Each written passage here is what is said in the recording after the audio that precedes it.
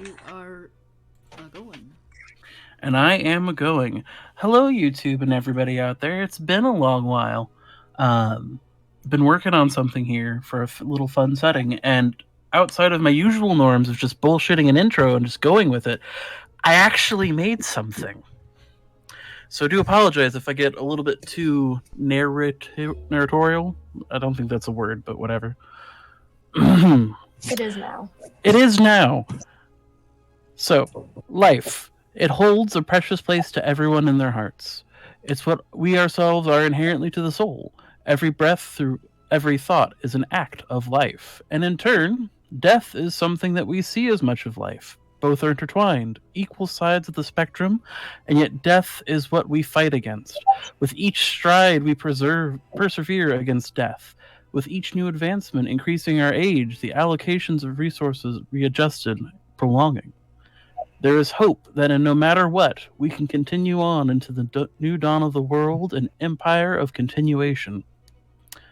But all things do inevitably come to an end. It haunts us, really, all around. How many apocalypse stories populate our history, surviving when the world literally falls apart?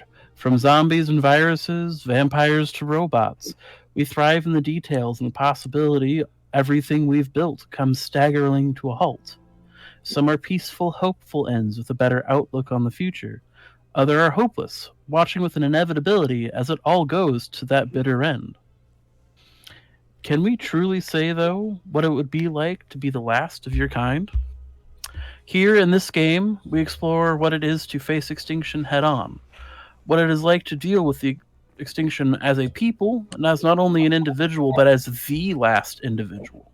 How does one cope in the face of this loss, and how do they handle a second chance? How do you handle extinction? We start off somewhere warm, an island in the world of Hellas. Here, warm breezes dominate the land, punctured occasionally by a cooler northern ocean chill. The island is Macaria. Once home to verdant forests of cypress, it was settled by a group of halflings that had sailed here over 400 years prior. They sculpted the lands into small towns, villages, and farms. Here they thrived, a people that knew no challenge and only their harmonious lifestyle. Then disaster came. A disease struck in one of the small villages and soon swept over the island. Boils, racking coughs, and fluid that would build up in the lungs until they drowned on dry land. Appeasements were made to the gods. Aid sought into emergency clerics, but the gods were not able to save them. Soon, the once thriving villages and towns filled with coughs, and then only the sounds of farm animals running free, and of a single shovel digging. Scene, would you please introduce your character? Okay. My character is Wintergrove, a halfling. Latimer's family used to be olive farmers. Latimer, though, as the plague got worse, he took up, wanting to contribute all he could, he took up being a doctor like everybody else, believing that since most medicine has a herbal basis or other things like that in the natural world, that his own history could help him apply his knowledge to better understand and hopefully get through curing this disease. Mm-hmm. That's a good way to do it. So we talked a little bit about this beforehand, but I probably should have given you some more heads up before just throwing you on the table. We are opening up with you burying, as far as you know, the second to last halfling of your entire home. They were one of the clerics you had worked alongside with, picking up the disease, and you fought as best as you could, applied everything that you had been able to gather to help fight it off, and you were able to extend his life from the mere 3 days it took to kill a halfling to 3 weeks to hopefully have him recover, but it wasn't enough. and he passed. So you're, as far as I know, you're finishing burying a close and dear friend.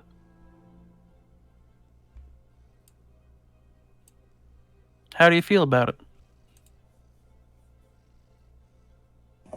Oh, wait, hold on. I forgot to do the thing.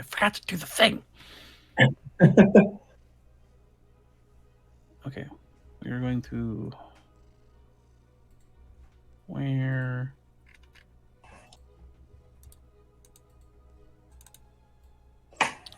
So, I'll let you think on that for a second while I figure out the thing. Because that is kind of a... I did just kind of throw a big old gooseball your way. Yes. Here we go.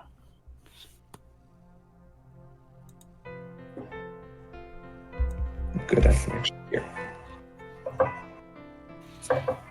There we go.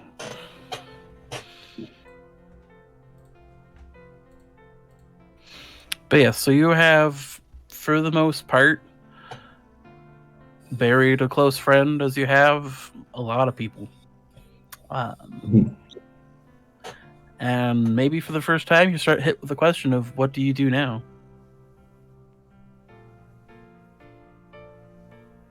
Because it's quiet. Only the breeze. Oh, go ahead. Here lies Julian Greensand, loyal father, husband, cleric, and friend. May you rest in peace and see the others in the fields of Elysia.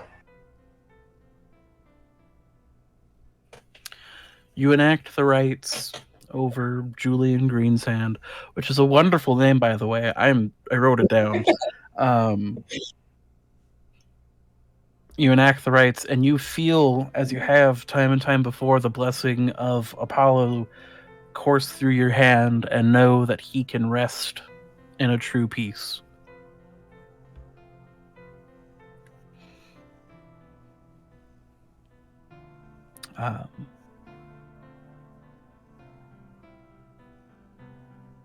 And as your thoughts swirl around, there is that voice in the back of your head that goes, well, you've buried him.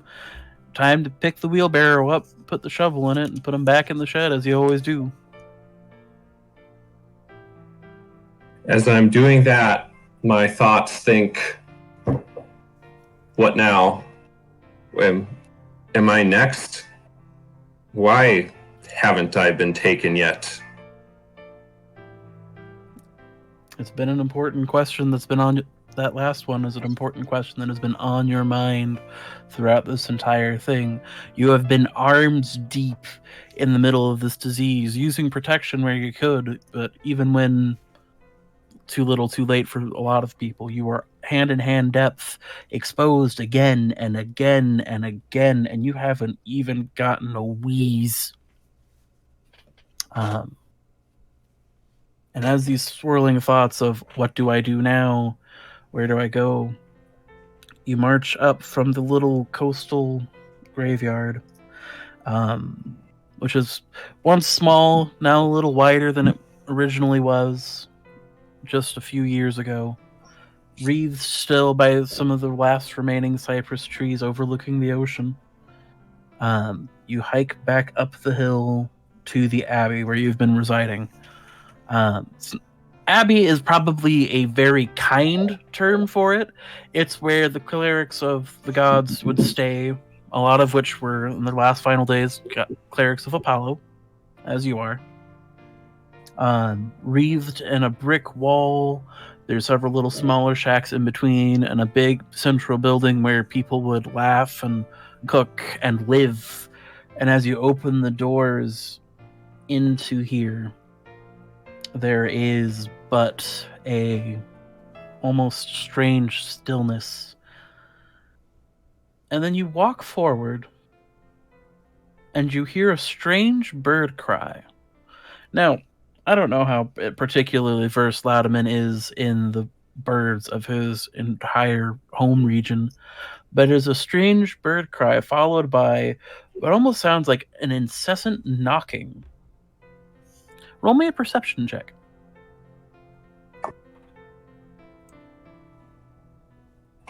Character sheet up. Forgot about that. Yeah, you gotta get your character sheet up. And I know this is your first time playing a wizard or a magical casting class. You're a cleric. So if you need help or feel free to ask questions. Everybody here's fairly well experienced in it enough to help you out. Ooh, that is a really good success. Like, hot damn. Good stuff. I don't remember why. Did I do it right? Why is it showing 2 like that? Okay, so it's something that I have turned on for the character sheets. So if you're only rolling for one thing, the left box is your thing.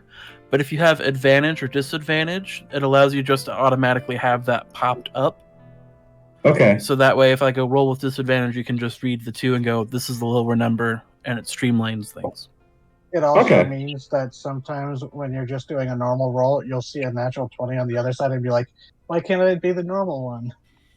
That it is. Okay. And you do. Your eyes quickly dart around, and you soon see the source of the noise. On one of the small trees that are actually quite sacred to Apollo is a strange bird. It's roughly about 2 feet in length, which is, for a bird, it's pretty big, hanging almost vertically on the side of it. Black and white feathers make up the majority of its body, with a red crest poking off the back of its head. The strange rapping is it literally shoving its beak repeatedly into the tree branch for something, and then it stops, and its eyes turn towards you. And as you're looking at this bird, a strange series of symbols erupt around it in a ring.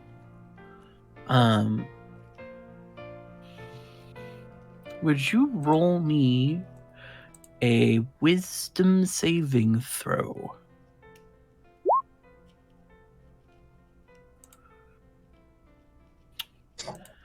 Interesting. Most interesting. So you didn't make that. And as you stare at this bird with the symbols swirling around it, you see pop up several times in the ring the symbol of Apollo. This bird is a divine messenger sent for you. It has a message sent for you. You need to get your hands on this bird. And I'll post a picture in the chat for you real quick about the bird. Just so you get a good visualization of what you're looking at. Mm-hmm. Okay. Well, Latimer's going to step towards the bird. The bird, which has made eye contact to you down its pointed beak, suddenly takes off from his landing place in the tree and perches himself flying through the air, then lands right above the gate you just walked into. And you are really wanting to go follow this bird. Yeah, I'm going to follow the bird, not any other competing things to do. This is fair. This is the first sign of anything actually happening in a hot second. And you follow this bird, and he flies out, and he starts diving in between the olive tree groves, and you're chasing after him, and you're chasing after him, and the trees seem to almost swallow you, and you're in this greenery and this, all of this plant life, but you can just see enough of the bird, enough to keep pushing forward, and you break out from where you had been in the plants, a final clearing, maybe just before it hits the woods. You know that that's there over by the that's not the right ambient. Let's see. We will do... We'll just do this one. This one will work. And you'd explode out of the plants, and it is still a coastline. This is a wonderful watery coast. I didn't upload that one. Son of a... I knew I was forgetting something. Hold on. It shouldn't take me but a second. I've got the map. But as I'm uploading the map, and I'll drag you guys there in a second. Oh, this is the one that I made big by accident. Oh well.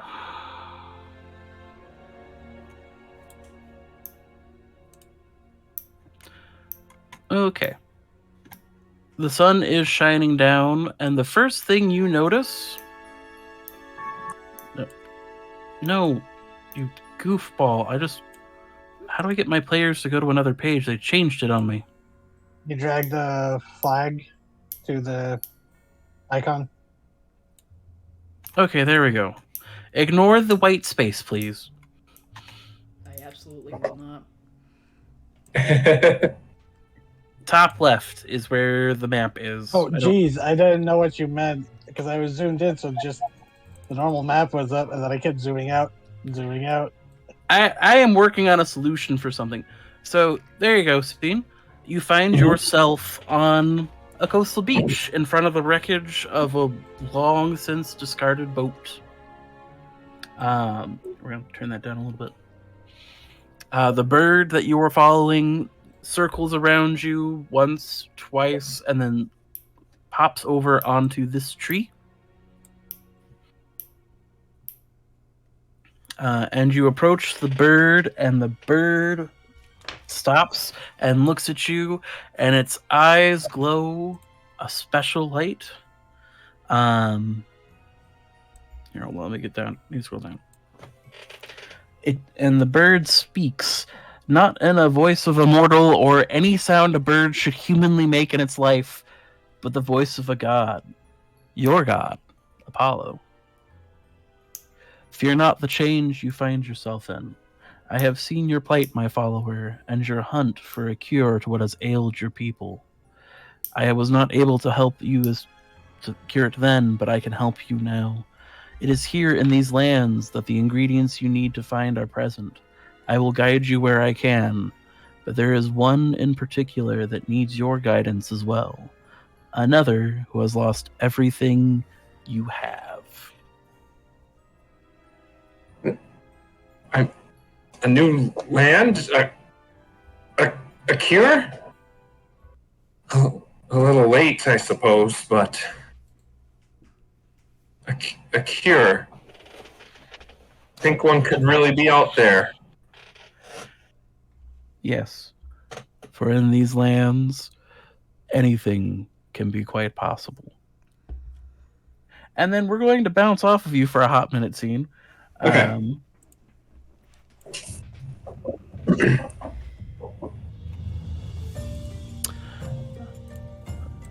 How to switch the theme.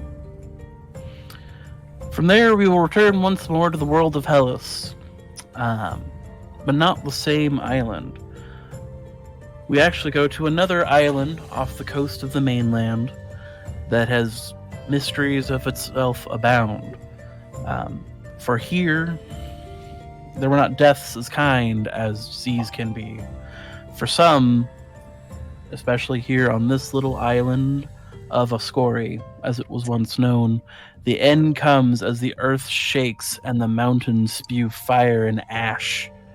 Even now, some can close their eyes and hear that devastating rush that buried them alive. Would you like to introduce yourself, Kenzie? Oh, sure.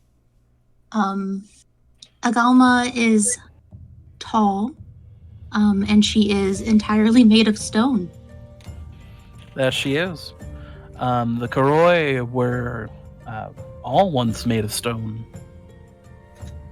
A nice marble, you know. Nothing too egregious.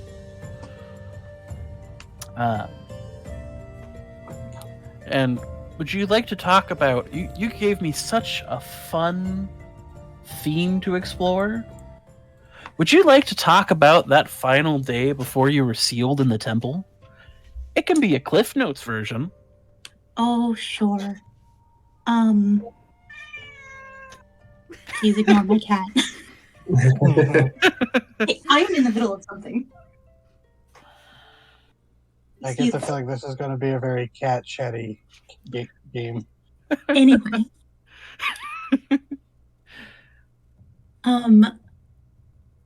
Sure, there was... Hi, yeah, hello.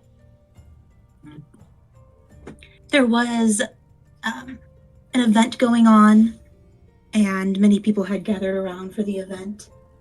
But Agama was not present. Mm-hmm.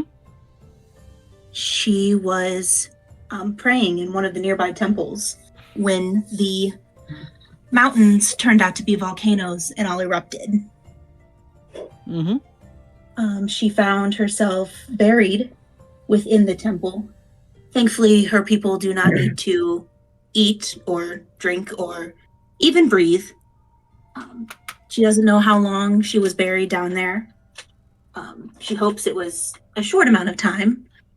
But then she was excavated by people who call themselves archaeologists. Yes. It was, in fact, a team of humans that helped uncover your temple in Hellas.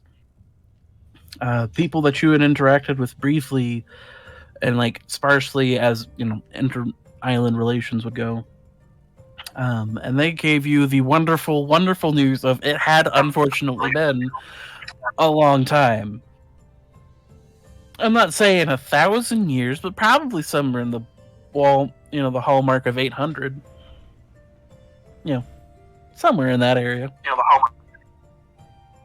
And you've been free for a bit, and you've been participating in the archaeological excavation of the city island you once lived on, though it took some reconciliation on your part because you knew the island as a Sori and these humans knew it as Campanini. I gotta remember that. And especially on that first time when you step out of the temple that you had been saved in, the shock of, this open pit ruins of buildings that you had just, as far as you could have told, walked around in over a week ago, right? And then just nature thriving on this island. They've been really appreciative of your help because it's not often you get to excavate a ruin and find a person from that ruin. You did almost kill a guy from sheer fright because he was like, oh, hey, look, a statue. And the statue turned around and went, hi, how can I help you?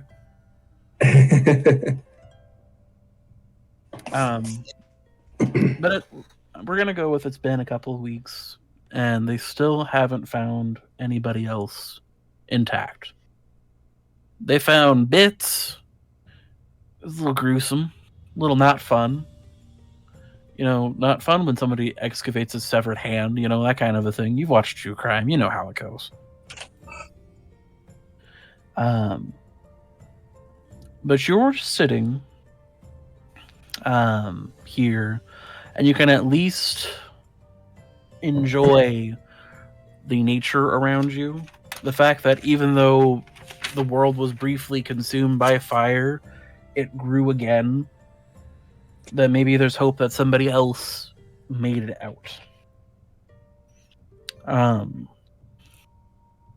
as you're sitting there, I gave you a fun one. There is a noise not too far off from by your feet. You can roll me a perception or an investigation, whichever you think would be best for you. Perception or investigation? Oh, wow, both suck. Yeah, sometimes that happens. It's not a hard check. I promise you this.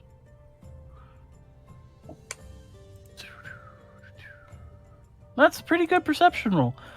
You see it down over close to where the ruins almost meet the coast.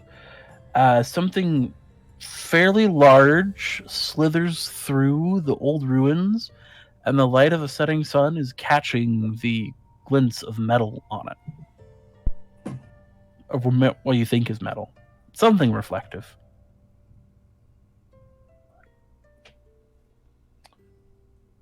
Now, as far as you can tell, you're the only one who's seen it. And that could be where a lot of the people are that could get in risk of being hurt. Well, I'm gonna go check it out. Okay. Excellent, excellent, excellent. I am looking for a thing and it is fighting me. I apologize. There it is. Boom. So you go down, walking amongst the ruins, getting closer and closer to where the coastline meets up with large coastal caverns and shelves. It served once as a great section for a port to help keep you and your people safe from storms, because you thought the ocean would be the death of you if you weren't careful, because you are made of stone. Yes, we sink.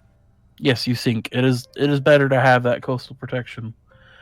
And as you're walking through worn stones that have scar marks from being blasted by, 1200 degree volcanic ash and plumes, you see slithering amongst, in and out between the stones that once made the roads, a strange sight. It is, as far as you can tell, a snake that has like almost a pike for a head. It pokes its head up and its mouth splits open, and it shines of a silverish color. It has those little eyes that look around, and it looks towards you, and it has a hissing spit between that of a snake and gears grinding, if that makes any sense. Sure.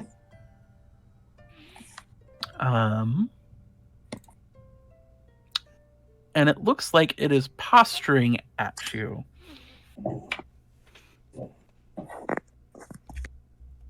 What do you do? Well, I'm gonna keep a little bit of a distance from it. Okay. What does it appear to be doing?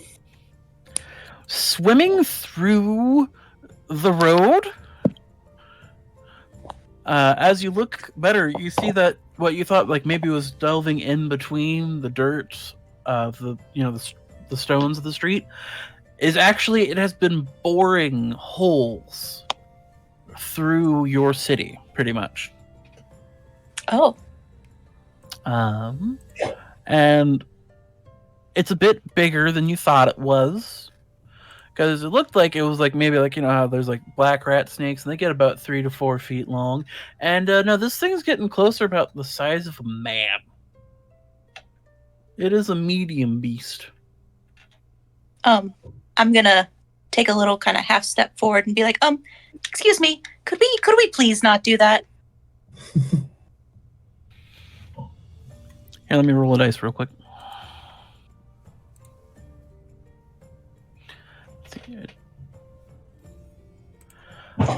So, are you speaking? What language are you speaking in? Whatever my native tongue would be. It stops, and it looks at you, and you get the distinct feeling of, oh shit, I've been caught. Run. And it starts to burrow away, leaving bigger and bigger holes in the street, as it starts gunning its way towards the coastline. Oh no. And I'm just going to take off after it. Excellent. You take off after it, and it is a good chase. Roll me an acrobatics, because you're a monk. You probably have acrobatics. I haven't actually looked to see what skills you have. Okay. You don't have acrobatics. No, I don't, but it's fine. Did you forget to give yourself a background to get more skills? I might have. It's fine. I'll go back to it. Okay. You're pursuing it, but it starts to get a bit of gaining ahead of you as it starts swimming through, and soon it does leave the ruins and heads towards the caverns. Echoing through, and you're continuing to give chase because it responded to you in a language no one has been able to actually speak to you since you've emerged from the temple. It's also, destroying things, so we're going to stop that. Yes. You hear faintly the cries of the archaeologist going, "What's going on?" as you delve into the caverns. And then I need to go back to my writing thing.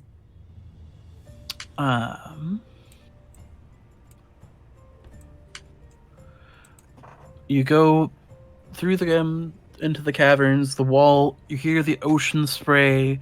The walls seem to echo the sounds. You can still follow faintly, and you're pursuing, and you take around a corner, and you wind up outside of the caverns. And the first thing that really catches your attention is that it's the middle of the day. And would you put yourself kindly somewhere in this top left corner?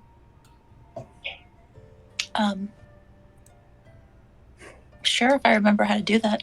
So you go to your character sheet with the Galma, and you just click on your name and you drag it over.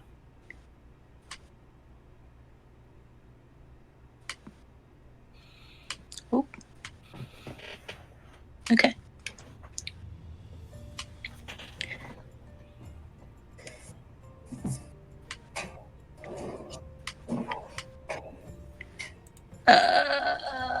Okay.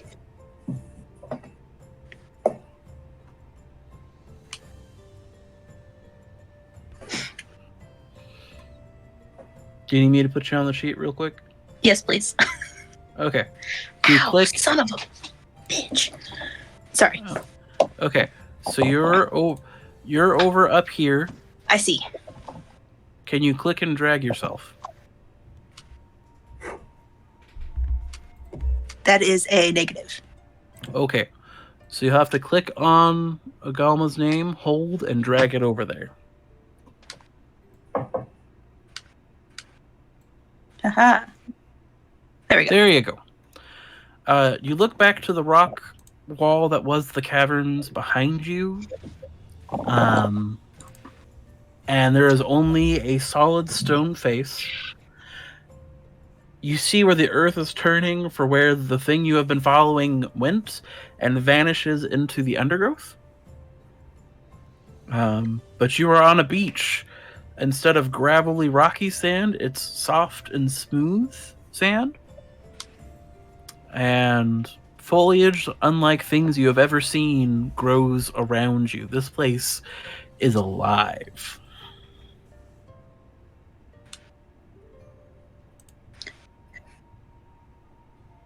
Huh. Yeah, you're somewhere new. Have fun with that. Okay. And thank you, music, for having really good timing. Because we're going to bounce from you for a moment, Kens, and we are going to go back to the wonderful introduction that I'm mostly following, just kind of ad-libbing it a little bit. But where's the fun if you don't? Okay, so I believe this one is the right one. Yes. When it comes to extinction, it doesn't always mean a clean slate with the death of a species. Echoes of what came before are trapped in records of our world.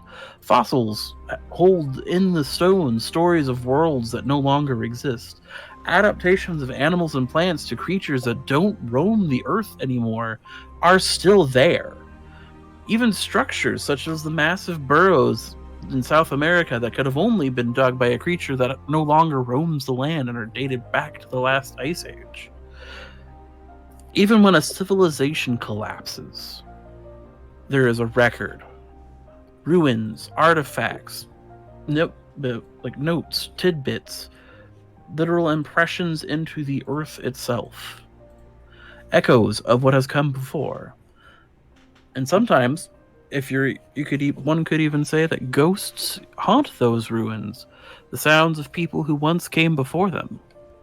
Alex, would you like to introduce your character, please? I would love to. Fi is at this point, rather old dog. Rather jackal-like build to him. Has very much the carriage of an old soldier. He has extensive burn scars across a significant amount of his body and leans on the top of a battle axe with his hand resting between the blades, using it almost as a cane as he walks around a town with no one else in it. Yes, for you are the last two of your own kind. The Archons, if I remember correctly. For those who are not aware, at least for the setting of Gonbarra, the world we are about to start exploring into, Archons were once celestial soldiers, almost a prototype mortal of a sorts that could help give divine beings worship. It wasn't quite just right because they didn't choose to worship, they were almost programmed with it. And then gods made mortals because they wanted to purify the process a little bit. They wanted to get funky with it. And they stopped making the Archons, but still used them as soldiers, as guardians for campaigns and missions, including, as you've embraced, Fi, into hell itself. Indeed. But that didn't have quite the repercussions you were expecting, did it? No. Soldier... Oh, go ahead. Not quite the glorious victory, the pseudo-immortality of a semi-immortal that comes with great conquest. His did not go well. No. Because you were sent to fight a fight meant more to almost get rid of you and an enemy at the same time than for you to actually truly win. Oh, Gotta I don't loop think I it believe again. that. Yep. Great. I gotta loop it. Yes. Sorry, I thought I looped it. Oopsies. Set to loop. There we go. And as we have talked in private, Fi survived being one of the last of his people, and you've spent a lot of time doing recordings, writing down what you can of the Archons, right? Yes. In kind of the last days of the Archon, as it became unavoidably clear that this was going to be the end of them, Fi realized that everything they had for the world that they were leaving behind to remember them by was praise to the gods. There was nothing of his people. And he sought to change that. Yes. And that you have done a very good job of what little you knew from the world of Tinlin. Recording, keeping records, just in case if somebody else finds it. You know there's mortals out there, not that you've been probably actively seeking them out. Oh no, but encountered a few. And as you go through trying to record your people's history and things, you find yourself on a brisk autumn day making your way to an old hall of the gods. One part ceremonial offering, one part literal written record of where your people kept. You know, here is the gods of the season. Here are gods of harvest. Here are the gods of nature. Here are the gods of war, of reason. But it's been a long time since you've been down here. For what, you can determine that on your own, or say, I'm cool with whatever. But you've come down to help record more of these divine beings that your people interacted with and helped with. Because even some of them you have not heard from in a long time. Let me get my notes here.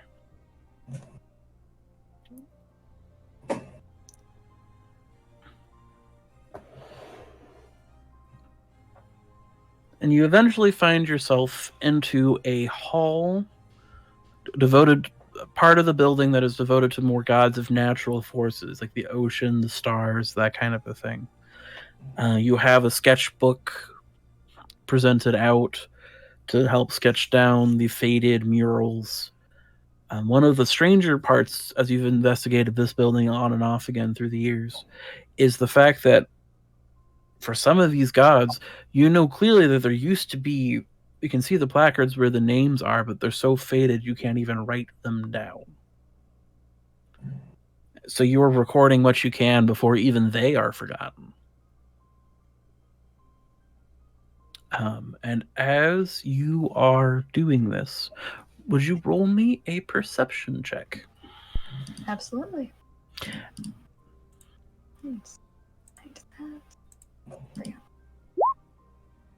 Fantastic. Let me take a look. I was putting that at a 12, so we'll say that's a success. And as you're doing it, in this Hall of Stillness, there is a sudden flurry of movement that goes just almost past the front of your head. Orange, yellow, and green fly on the wing in and out and down into an alcove around the corner out of you. You can hear it squawking as it flies into this temple.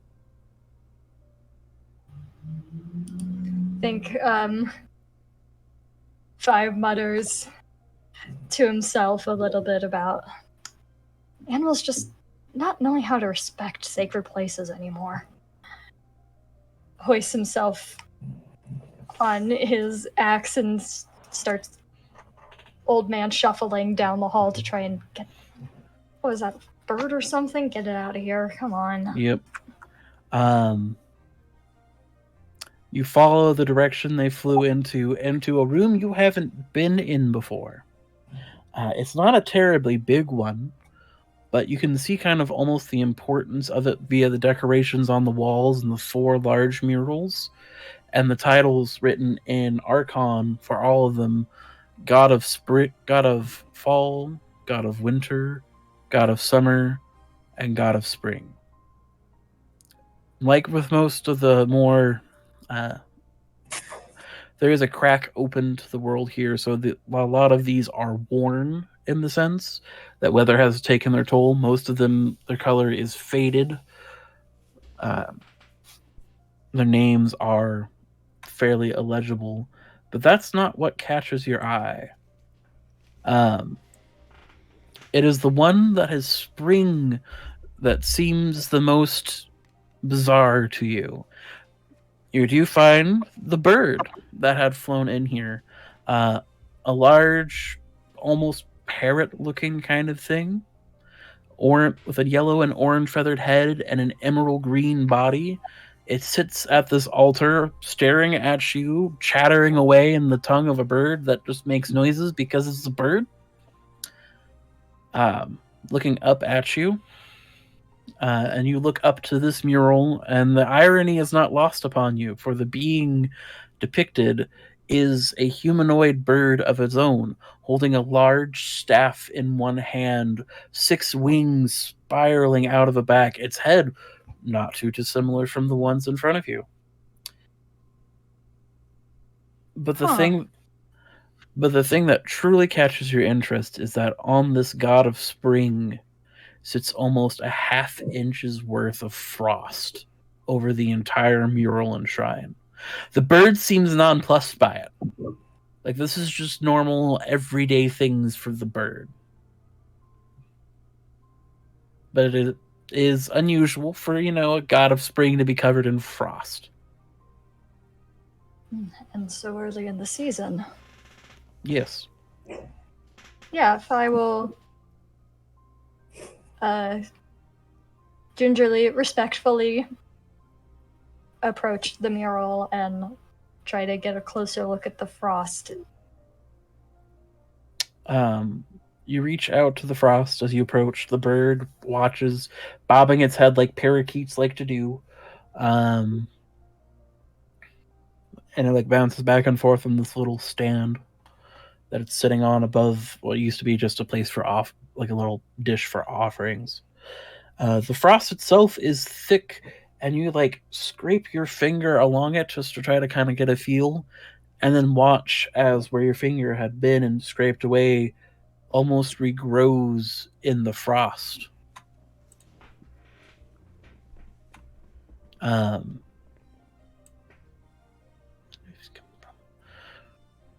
And as you're going through, like, the more you work at trying to remove the frost, the more it just pops back. It doesn't seem to be to the detriment of it. In fact, it's almost as if the cold sees as preserving this altar. In fact, unlike this, any of the other gods in this room, you can read a name. I'm putting it in chat for you.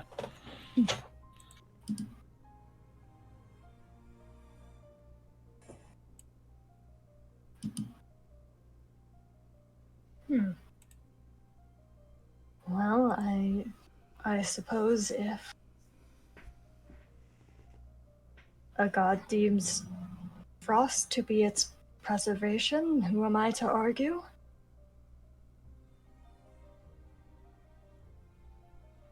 You say this mostly to the mostly empty room, but the bird in front of you almost gives a small, sad little click of its beak, like it understands, but it also just kind of sucks the situation that you're both in. What of you, little friend? You seem new. He bobs up and down, kind of does a little gesture side to side, and then starts gesturing to the right, which leans almost more towards the name of the god itself.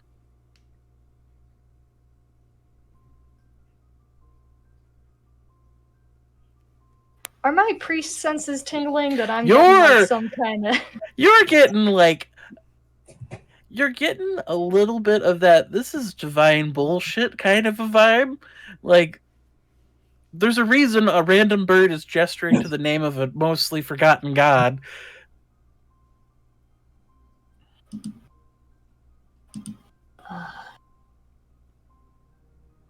Lord Incas?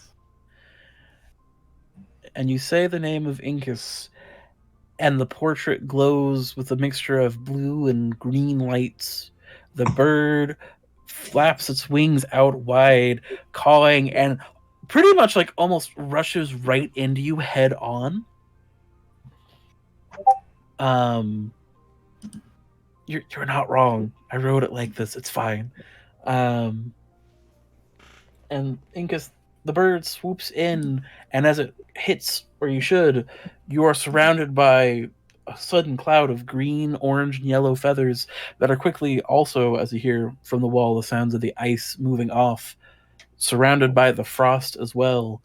It spins around you a vortex, and you can feel yourself, one, being transported to another plane because you know what that feels like. You've been to the hells before. This doesn't smell like the hells, but where it's sending you. But you know that feeling. But you also feel something that you haven't felt since before you, quote unquote, retired. The feeling of divine motivation.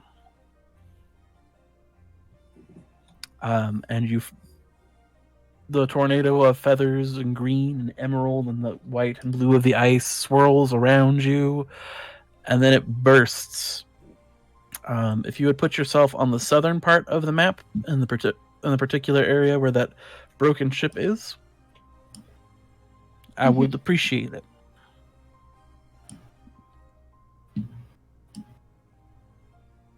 Trying. There we go. About there? Yep. and you find yourself standing on a beach. And it is very clearly not fall. It is too hot and too humid for it to be fall in this place. Which, of all of everyone so far, you know what planar travel is like. But you also know for sure this is not the Hells. The Hells are not this nice to you. Because it's not salt seas and the smell of fresh vegetation and life pulsing around you. Even though you turn around and see the wreckage of what was very clearly a ship. Something grand and old, but a little bit on the decomposing side. Seawater is nasty to wood. Yeah, but that's kind of a big mood, honestly. It's incredibly a big mood. Okay, so we got through 3 so far. We're almost there, guys. Trust me. The rest of these will go smoothly, and not because I panic wrote them. Who said that?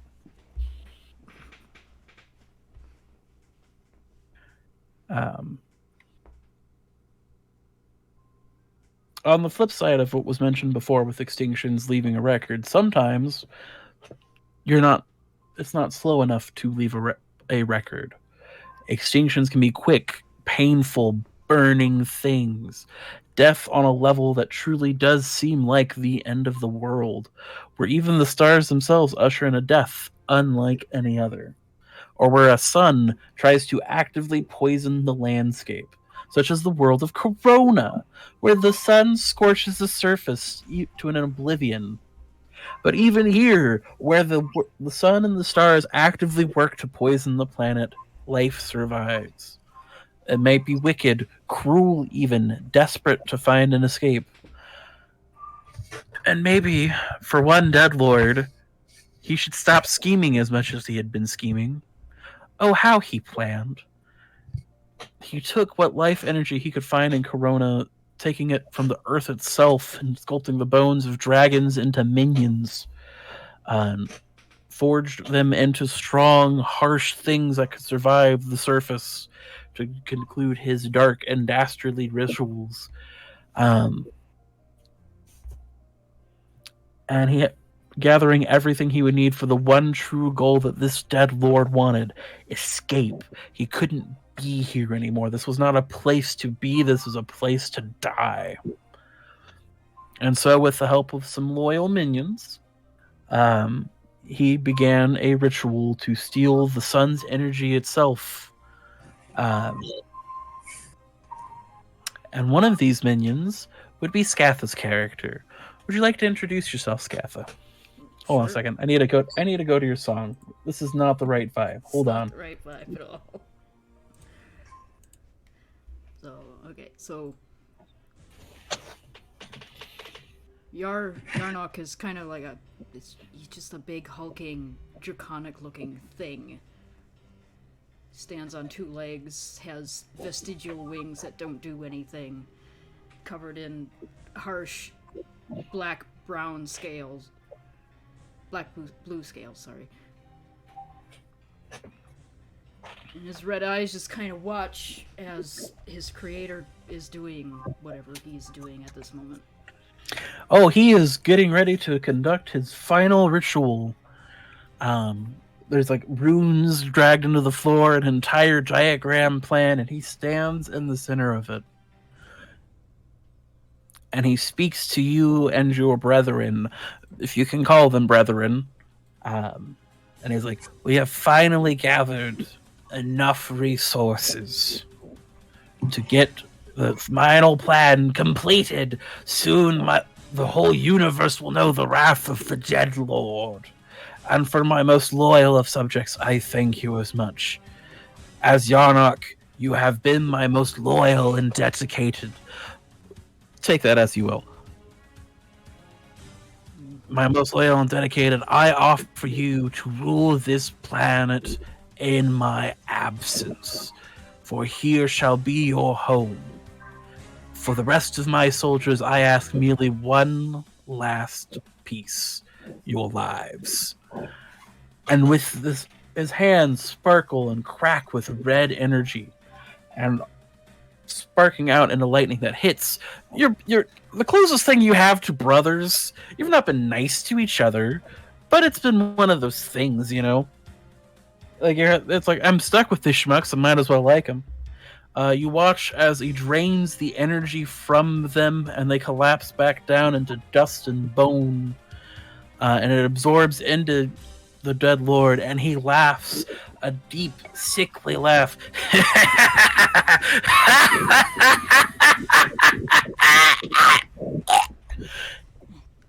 having fun with this. And I am having so much fun with this one. And that choking noise happens, and then your master splits in half as the sun blackens out of the sky. For he had gathered the energy to gather it. He had gathered everything. He had just made one foolish mistake. You don't stand at the center of the ring when you summon the power of the sun.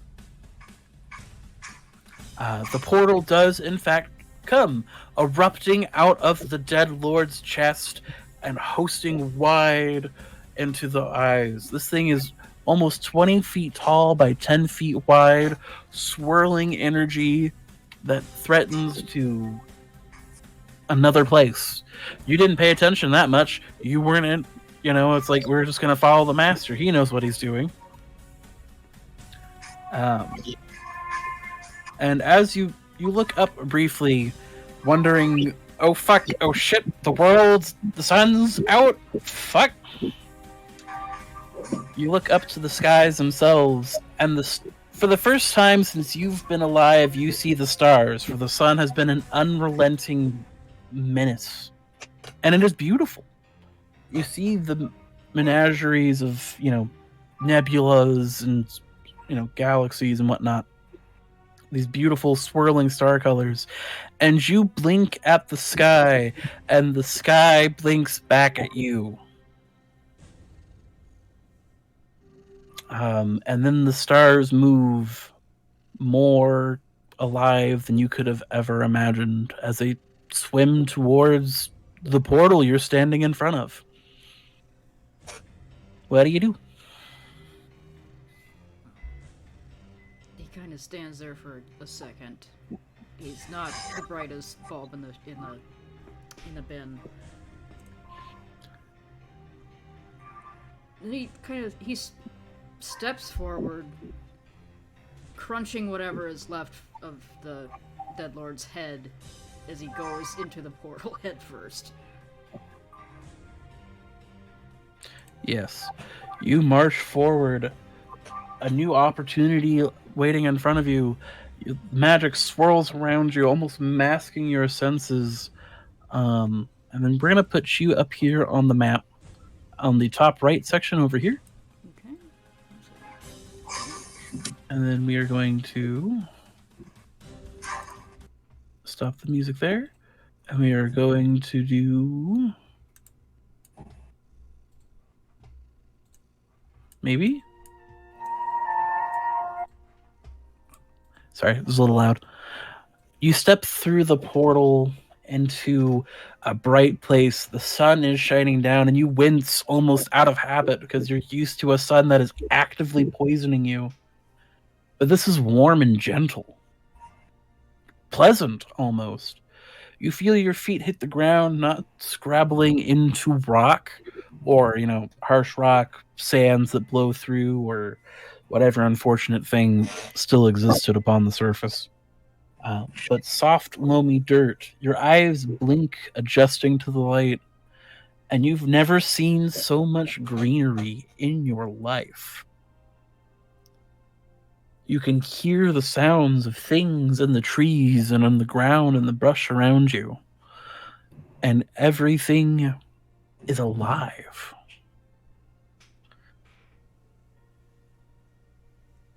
This is all new just for you. He stands there in the soil, which is like moist. He's never felt that before. Digs his toe claws into it and touches the leaves around him. And he's just kind of got this weirdly rapturous look on his face. I am touching the grass. Touching grass.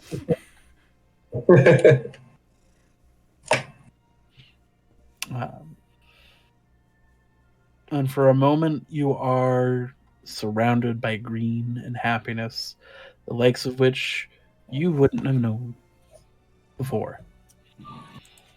Okay, we're going to stop that, and we're going to go down to Sarah's theme, because now it's Sarah's turn.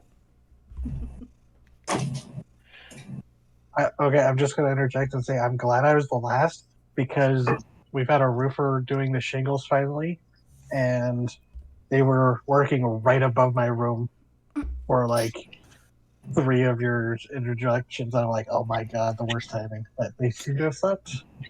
I mean, hey, good to hear. Good time. Good timing.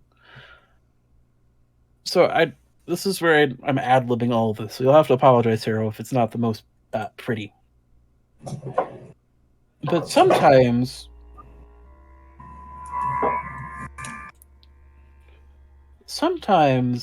when it comes to life, especially in the nature of wide advance escape a space, life is a crap shot into the void to protest death itself. Because you could spend your time adrift among the stars, never knowing what's before you, what's after you, all of that being a mystery. And sometimes you find a weird little corner somewhere out there in space, and you take root and flourish despite the hardships that life and death throw at you in equal measure. If I haven't been clear enough, Sarah, would you like to introduce your character for a little bit? I am playing. Hold on, what did I name him? Beziv. They are a scientist with a plate of researchers, but they are distinctly unique in their group, where they are a floral species, being a plant, formed up of a central trunk surrounded by a tangle of vines, leaves, and branches that kind of don't really have a set shape, kind of adjusting to suit their needs. Their face, if you could call it that, is a large flower with several eye stalks, but they don't have a mouth or throat to speak with, but they are able to speak thanks to an implant developed by one of their friends that allows them to speak vocally, essentially installing a voice box. Yes. Now you have been attached to a strange little death world for most of your time. Both in the sense that it is a death world where life is tooth and claw, and oh my god, if you're not careful, you'll die because, you know, hippos are like just horses here. But also in the sense that a lot of things have died and decomposition isn't always the best thing to happen.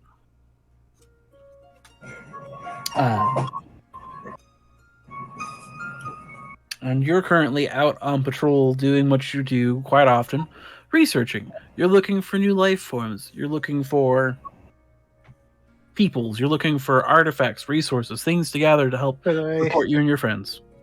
Could I describe what that sort of entails? Oh, 100%. Please do. I don't have that in my notes. So, Meziv is a fairly accomplished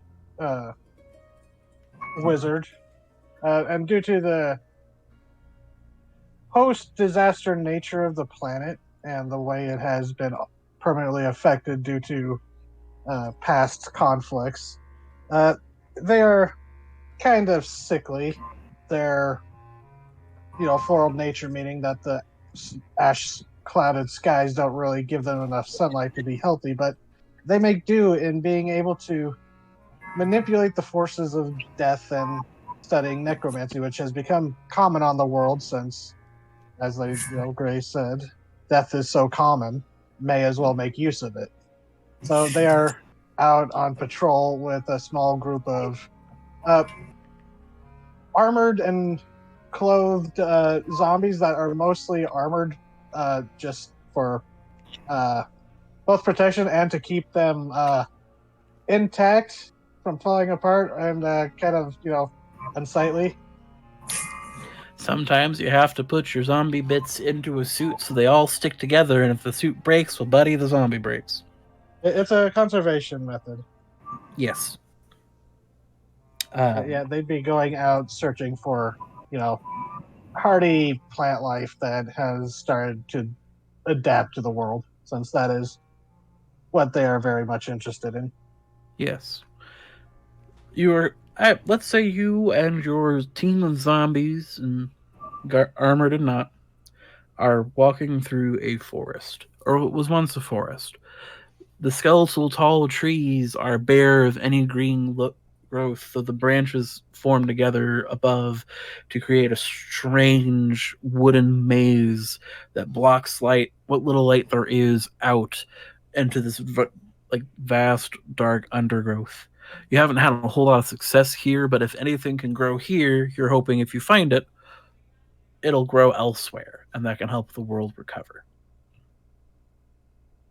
And as you're patrolling through, you're finding mostly just decomposition, occasionally a piece of interesting flora that may have thrived at one point but isn't now.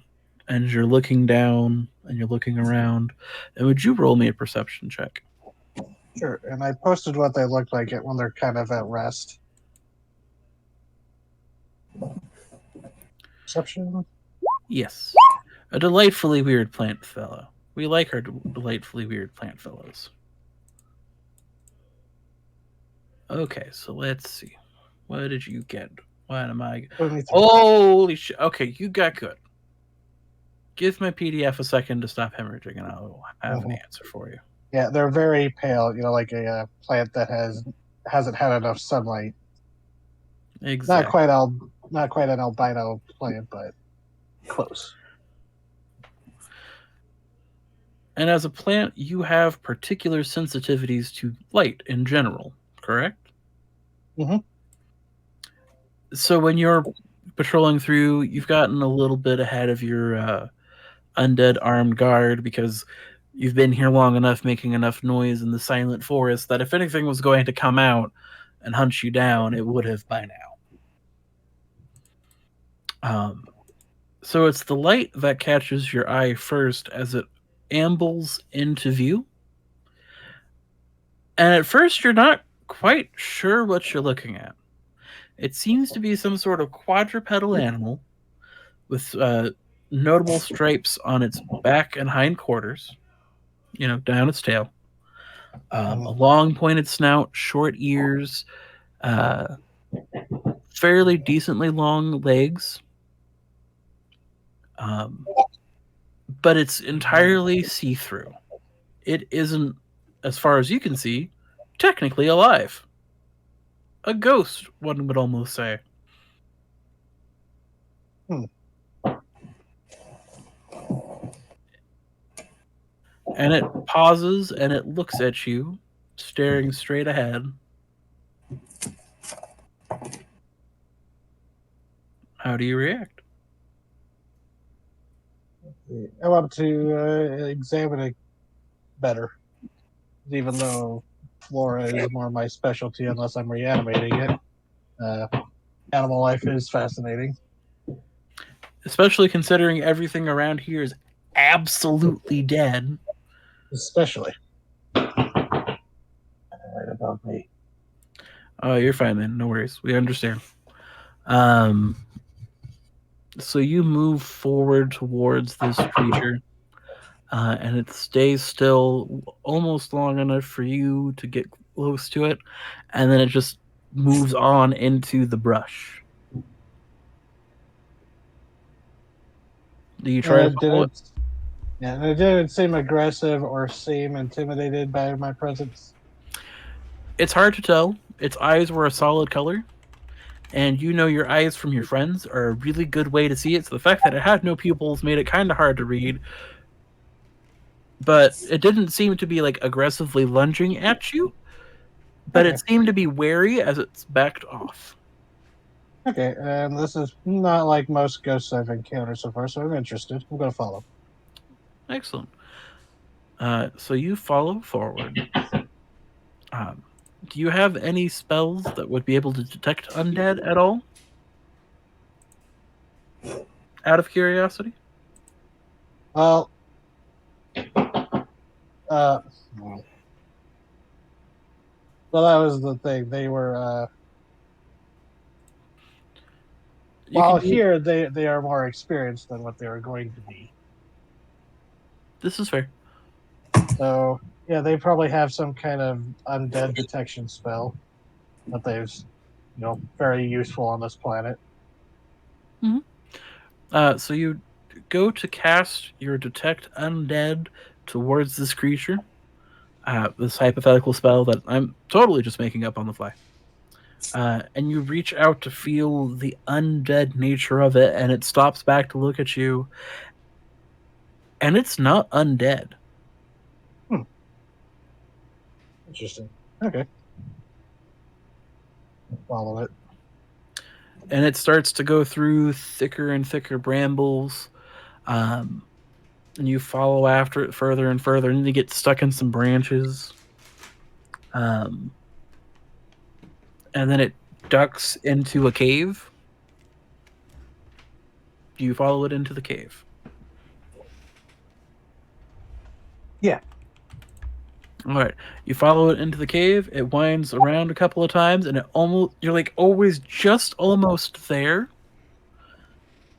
And then it pops out, and on the other side of this cave, you feel a pressure change as you get to the entrance. And as you pop out, and there is sunlight, and there is green, and it's nowhere to be seen. Now let's see. Where do I have everybody? I have people there. I have there. Yeah, that's a good a spot as any. I like that spot. Good choice, Sarah. You find yourself on a foreign world, as far as you can tell. And they are too distracted just stretching up and expanding to drink in the light to really notice that they've been pruned a bit. They are noticeably smaller than when they stepped through the cave Yes. and missing some things that they will be upset about once they realize. So for the moment, they probably just look like background foliage. You do look a lot like background foliage. Which, that's absolutely fair. You haven't had sunlight, as far as I know, ever, if not very rarely. Very incredibly rare. Yes. So you were just standing there for a moment, drinking in this warmth. The humidity here is also warm and pleasant and not sticky and decaying. There is decay you can smell, but, all you can assume is much more reasonable amounts compared to what you're used to.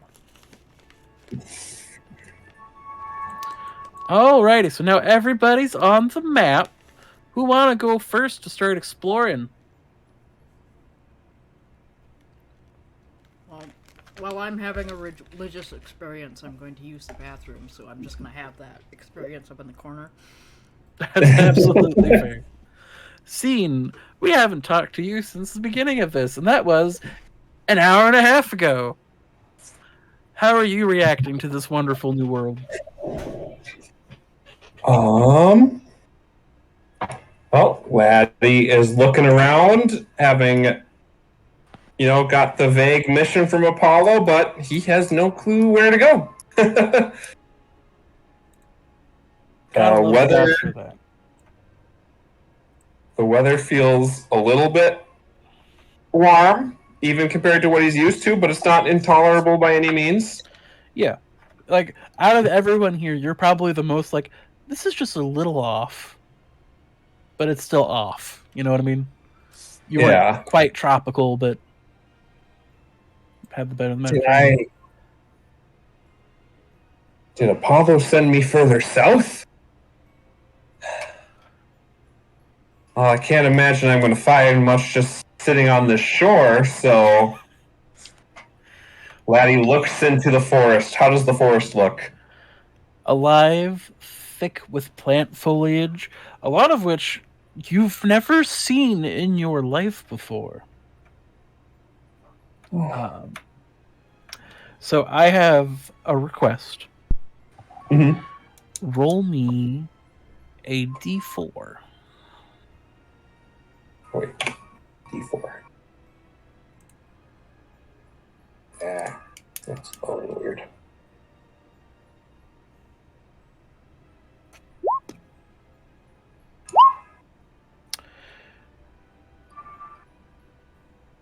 Okay. So let's go. Excellent. Now roll me a d8.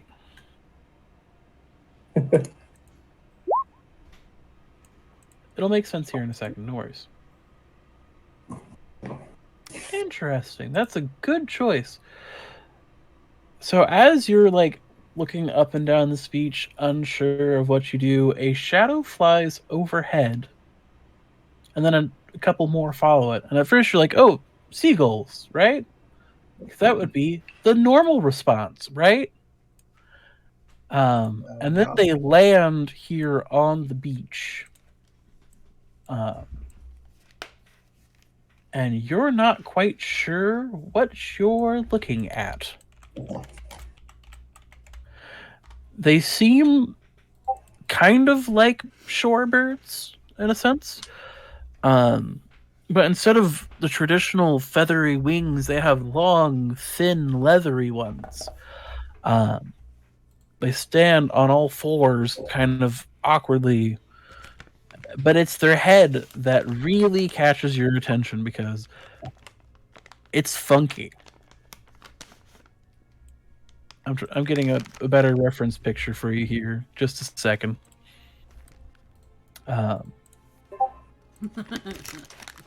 It's not a swarm. There is a potential swarm. This is not the swarm. It requires 5 or more to be a swarm. What the?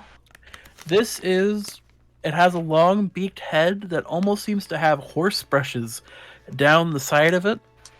One of them immediately goes to the shore and begins to sift into the water, sifting out food. Another one stands on the shore, eyeballing it down. Well, this one here has landed next to you and is regarding you with some interest. What kind of... So I'm a halfling, so that thing looks to be... How tall is it? It's shorter than you are. Yeah, it's being compared to a mouse, so it's not that big. It's looks like it's maybe cat-sized. It's about where its head reaches about 2 to 3 feet tall. I would say at most 2 feet tall. So it's just a bizarre little thing, and it's just kind of looking at you.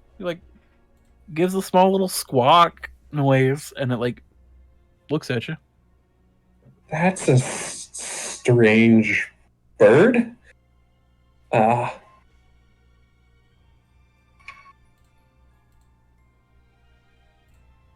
Latimer knows enough to maybe not... Assuming it's maybe like a seagull, and Latimer knows not to put up a fight with seagulls. They can be annoying. So Latimer's going to back away a little bit slowly. Mm-hmm. Okay. You back away slowly.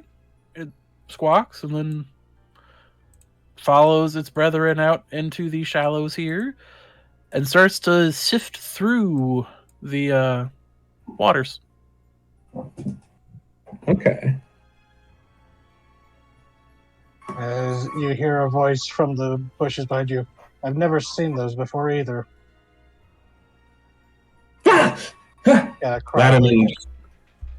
Latimer turns around, but sees nothing but foliage. Who's there?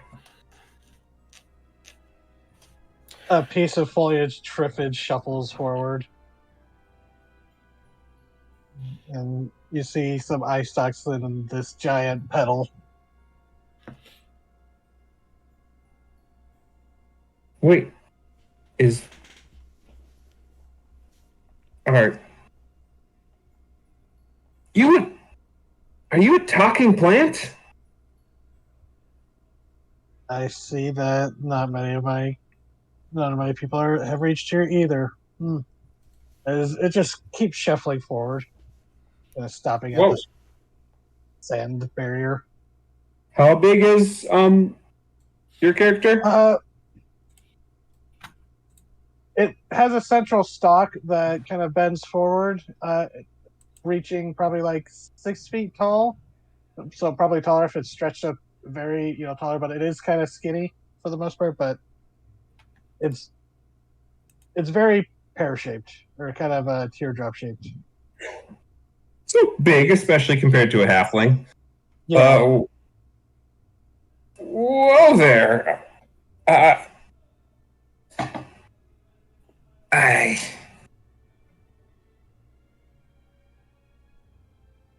can't say I've met a talking plant before. Are you from here? Oh, decidedly not. This is more green than I've seen while I was waking. And then kind of like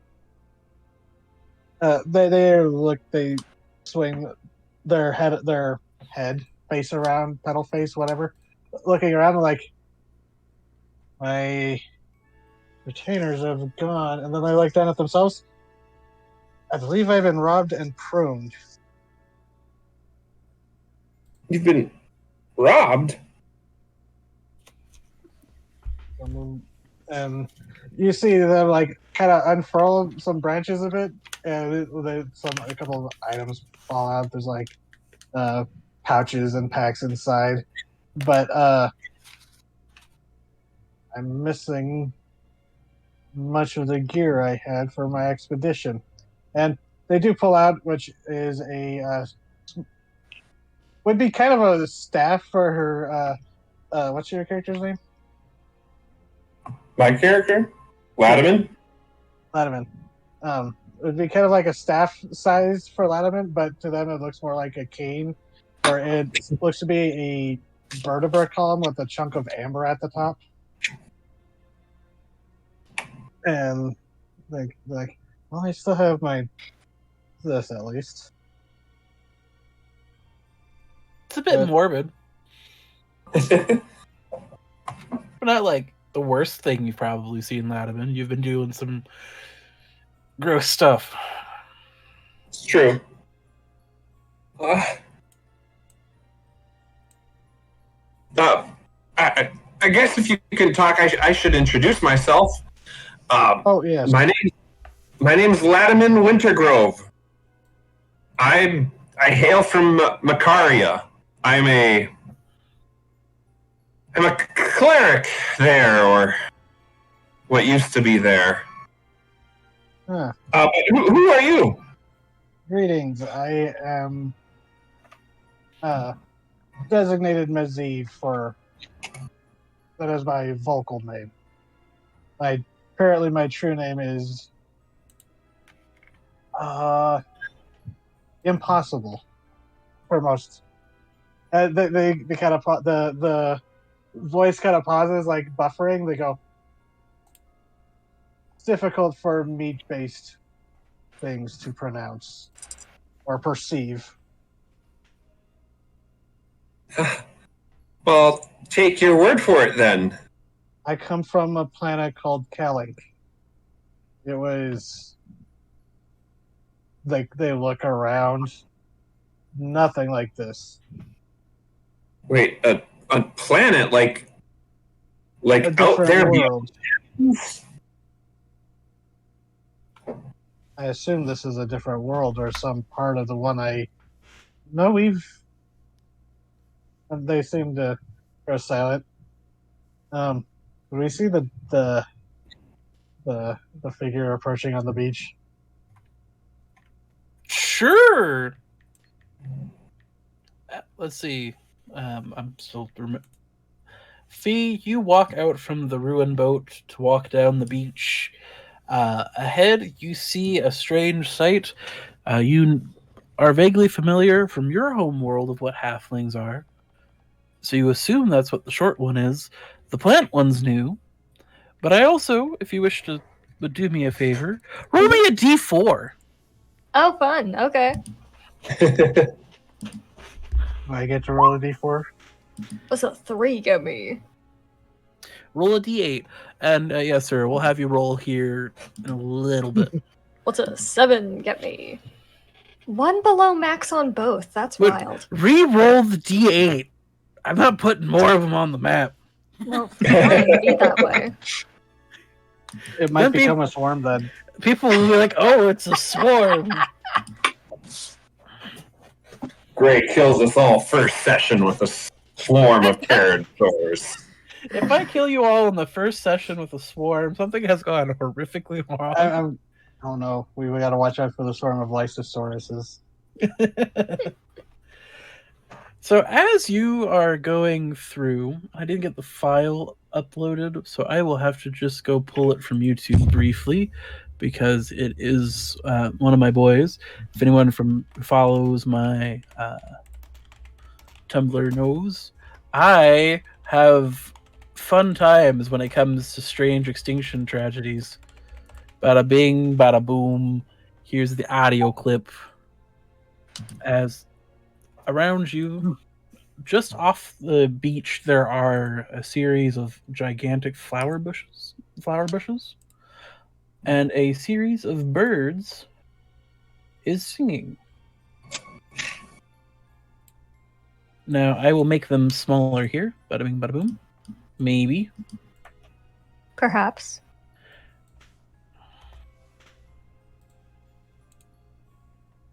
I don't remember how to make them smaller, so we'll just bada bing, bada boom.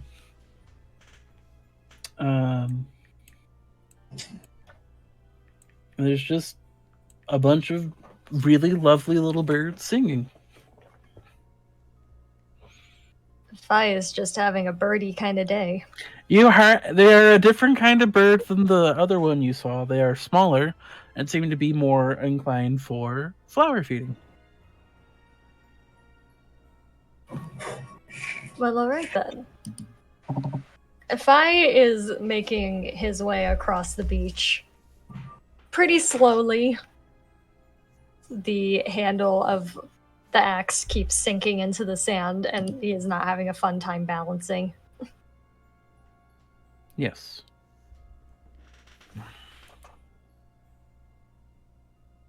Slide between these birds. Do they peck my good eye out? No. Do they peck my bad eye out? No. One of them does land on your back because you're moving slow enough for a moment, but he's just vibing there, chilling like a villain. You know how it goes. Oh, am I flattered or insulted that a bird just called me slow enough to be a perch?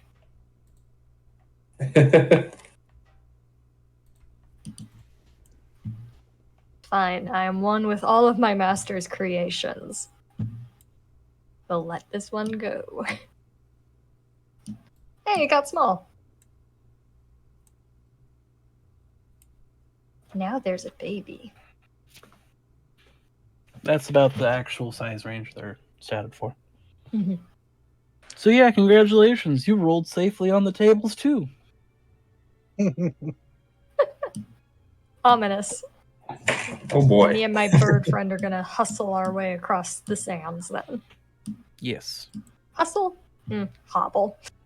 You make your way, and as you two are talking, you do see a figure approach, about 6 to 7 feet in height. Depends if you count the ears. Depends if you count the ears. Looks kind of like, for you Lotaman, kind of like a dog? Or a fox? Does it remind me of a depiction of a god from the southern land across the ocean, the sea? You know what? You do get Anubis vibes from the guy. And it looks like he's been through hell, so maybe he has in fact died. Maybe this is a priest of A priest of Anubis. a priest of Anubis. What a pull.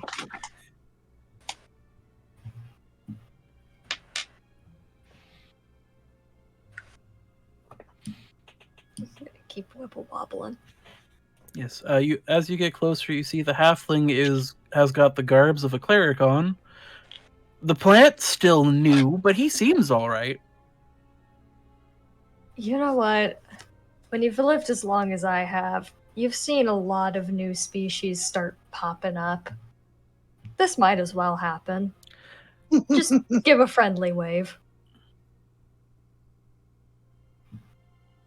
Excellent. As she Query, approaches, were you recently somewhere else as well?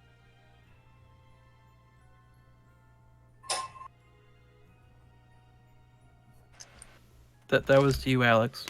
Oh, sorry, I didn't quite catch it. Oh, you hear the voice from the plant go, Query, were you recently somewhere else? Ah, good, the common tongue has been invented. I was uncertain what point in time I might be in. Good point in time. Oh, sorry, I Oh, should who get. knows? Hello there. Ah, another.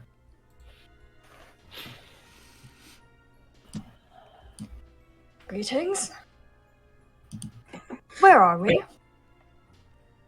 Oh, well, I've been hoping somebody else could help clarify that. Ah, wonderful, we are all in the same situation.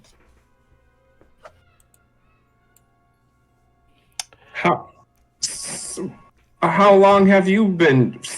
Sorry. I suppose I should introduce myself first. I'm Latimer Wintergrove from. I am.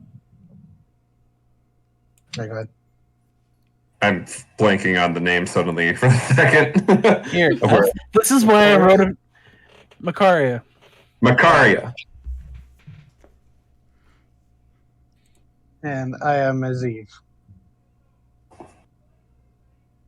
Greetings, I am Fidio.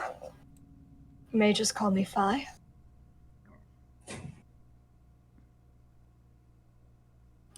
So, Alex, I just realized what your name was. It was a very original thing when he was named it.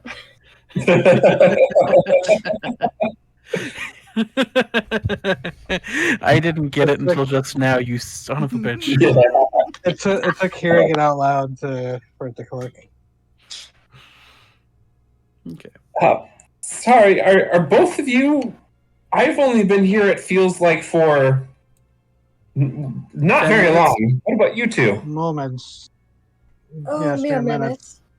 Though getting across the sands felt an eternity. Yes. Yurnok, you are moving up there. I am noticing this. So, normally, one would write, would let you roll on the table of randomness, but I have had something planned for a hot second. Yay. So you Oh, boy. are wandering down this trail, getting closer and closer. You are at the point where you almost break through, and you see in front of you a massive field of blue. It's like the sands, but flatter. And there's sand there, you can see the sands. But then it's the blue. That's weird. It is. I also would like to make a point of saying that he has been putting things in his mouth like a toddler. This is fair. You have a handful of berries and leaves and food and other things of that nature. There Which has makes also us- been dirt at one point. He decided he didn't like it. Mhm. Absolutely fair. Hold on, I have to get the physical book real quick. Aziv might better watch out. Where did you go? Bada bing, bada boom. And as you're approaching the sounds of people clearly talking, a noise in front of you breaks through the foliage. Come on, work with me, roll 20. And comes out in front of you.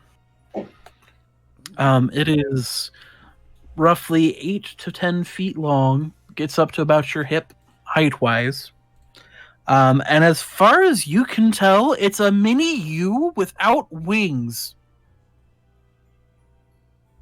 It is pebbly and bumpy and covered in armor. He just stops and looks at it. There's this really deep rumble that you can probably all hear. He goes, "Child." He picks it up. The eye stalk doesn't swivel, it just flips over. Okay. Before you go to pick it up, you see it eyeballing the fruits and vegetables in your hand. Vegetables being, quote unquote,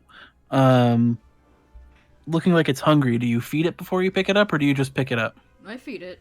If it's looking at the food, it's like, child hungry. Excellent. Roll me a 1d4 real quick. Oh boy. It's not bad. I'm just note-taking for the future. You determine your fate. Fantastic. It feeds from your hand, and this is the weirdest sensation of, like, scaly lips on your palm. It's a little baby.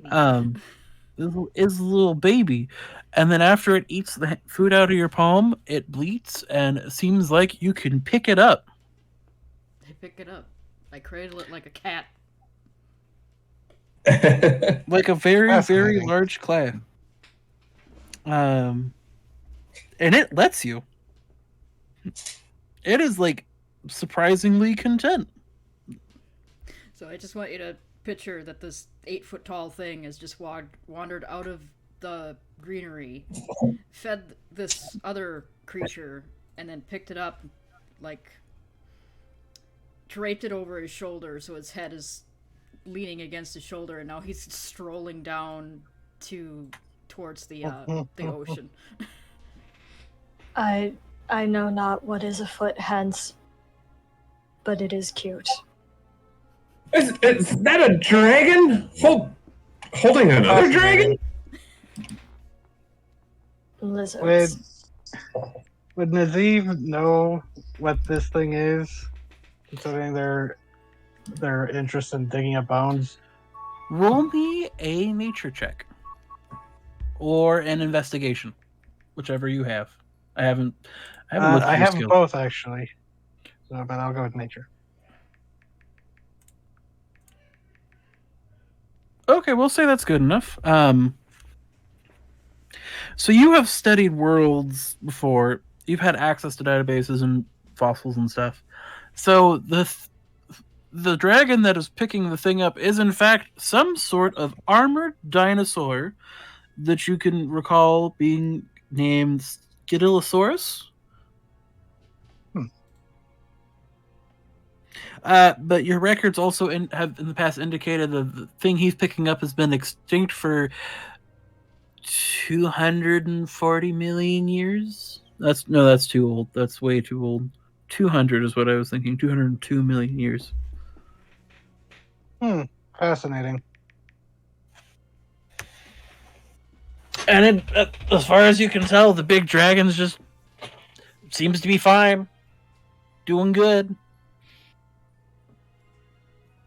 What's fascinating? That creature should be long extinct.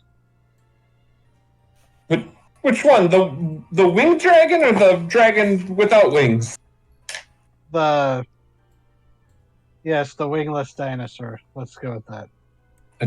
A terrible lizard. Goodbye. You just watch him. He looks at you all as he passes by. Oh. He's like, I'll get to that later. Oh wait, so this will be funny. He goes, they call them dinosaurs. Terrible lizards indeed. Let's see what this Oh, I bullshit wouldn't is. say that. We don't know how good he is at being a lizard yet. I mean, it's a moniker that could maybe fit the winged one, but that wingless one didn't look that terrible. Do we see the statue sliding towards us? The statue who was looking under every plant and tree trying to find the snake, talking to herself. Like you're Just looking bending for over yourself. snake. You do not find the snake. Sorry, you chose your own fate. A strange bird walks up to you. Oh no, Hello. free real estate. And it's like walking up to you and goes, "Arr!"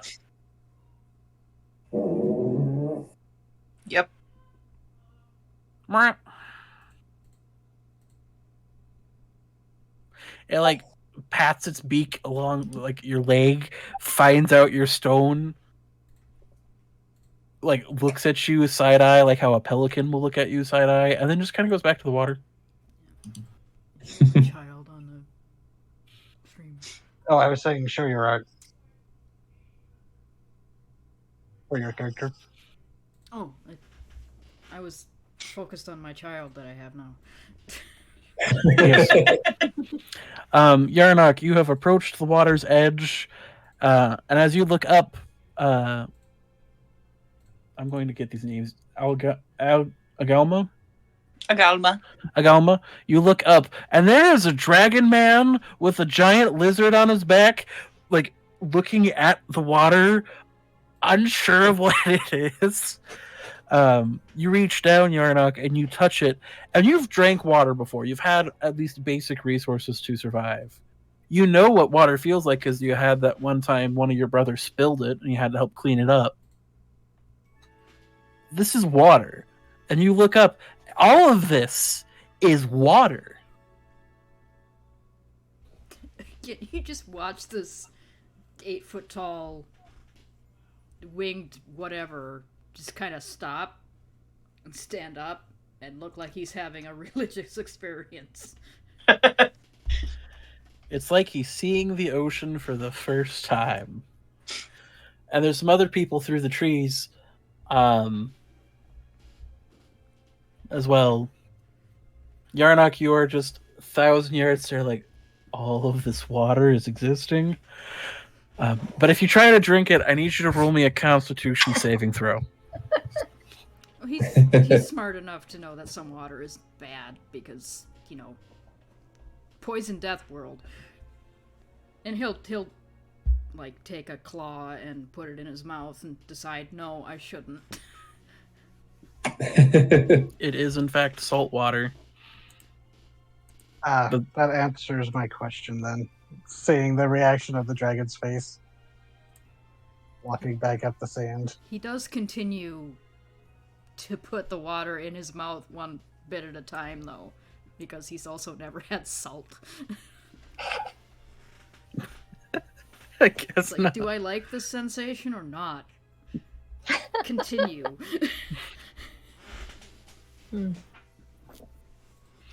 As for the rest of you, as you're watching this, you do turn past the trees to see a walking statue looking slightly confused and side-eyeing one of the weird birds.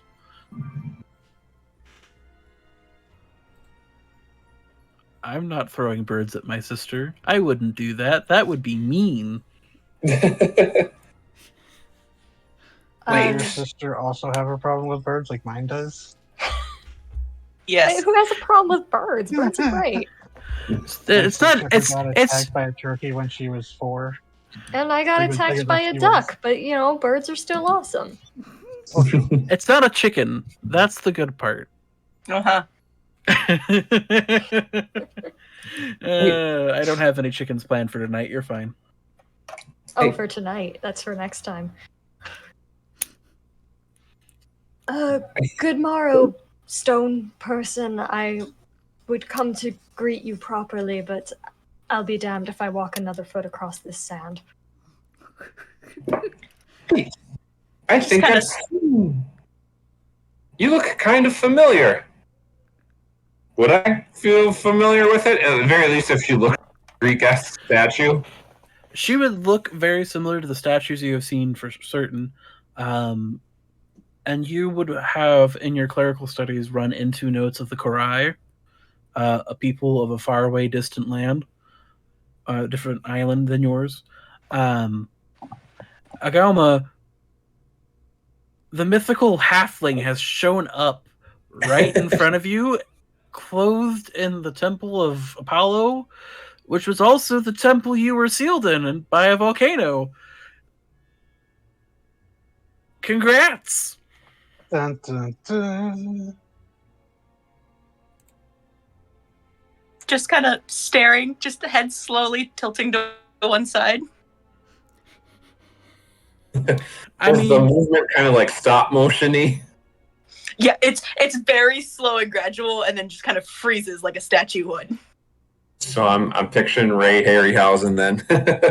yeah. Are you a Korai? Yes. I think I've heard stories of you. My name's Latimer Wintergrove. I'm from the island of Makaria. Hello. Yeah, that's definitely a halfling from the island where all the halflings vanished from. Okay. Pleasure to meet you, I guess. I mean, he makes more sense than the giant talking plant or the dog man. I'm gonna walk right up to him and just kind of like gently tap the top of his head. Like, is he real? He's real, 100% verified. But the volcano eruption would have happened pre the plague for my kind, though. So like we're kind of split in between each other in terms of consciousness, right? So it's the halflings vanished before the volcano happened. So you know the Karai are a very distant island people who don't frequently leave their home because they're literally made of stone. They don't fit well in boats. For Agalma, it's like seeing Bigfoot. And finding out Bigfoot is a priest. I don't know what to do with this. I never thought you were all dead.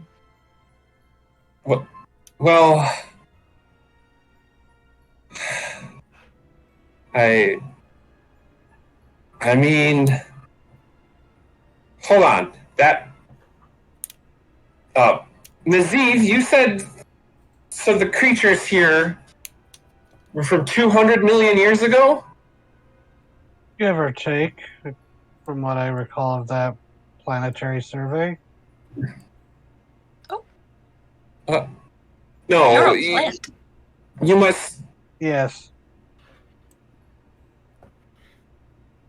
You must have heard about the plague affecting my people.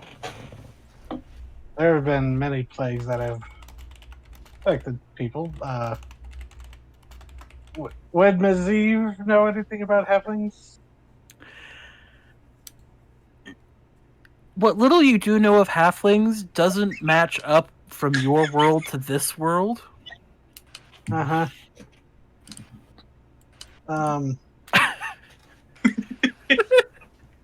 What's funny?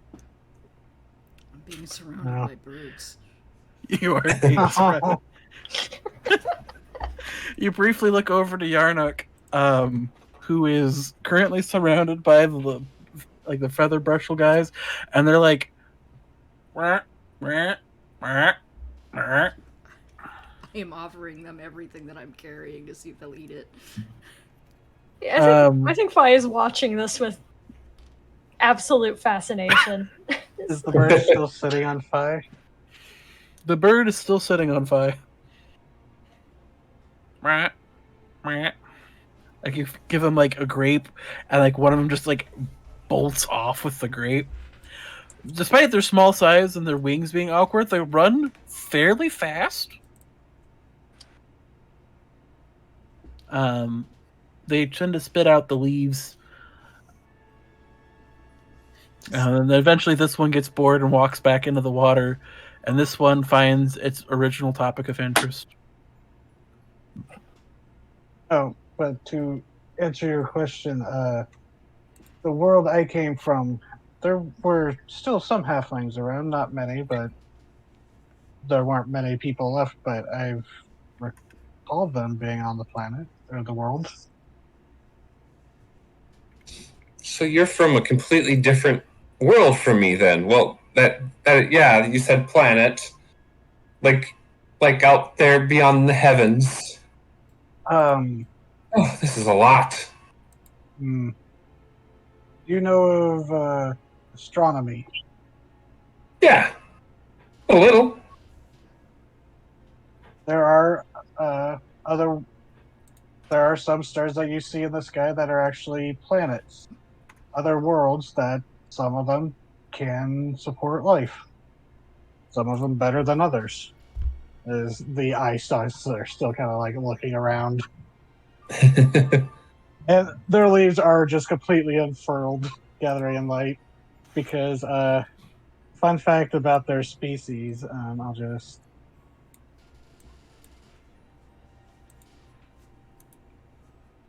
It's been a long time since they ever got the actual 4 hours of sunlight they need. Oh, tired Bab.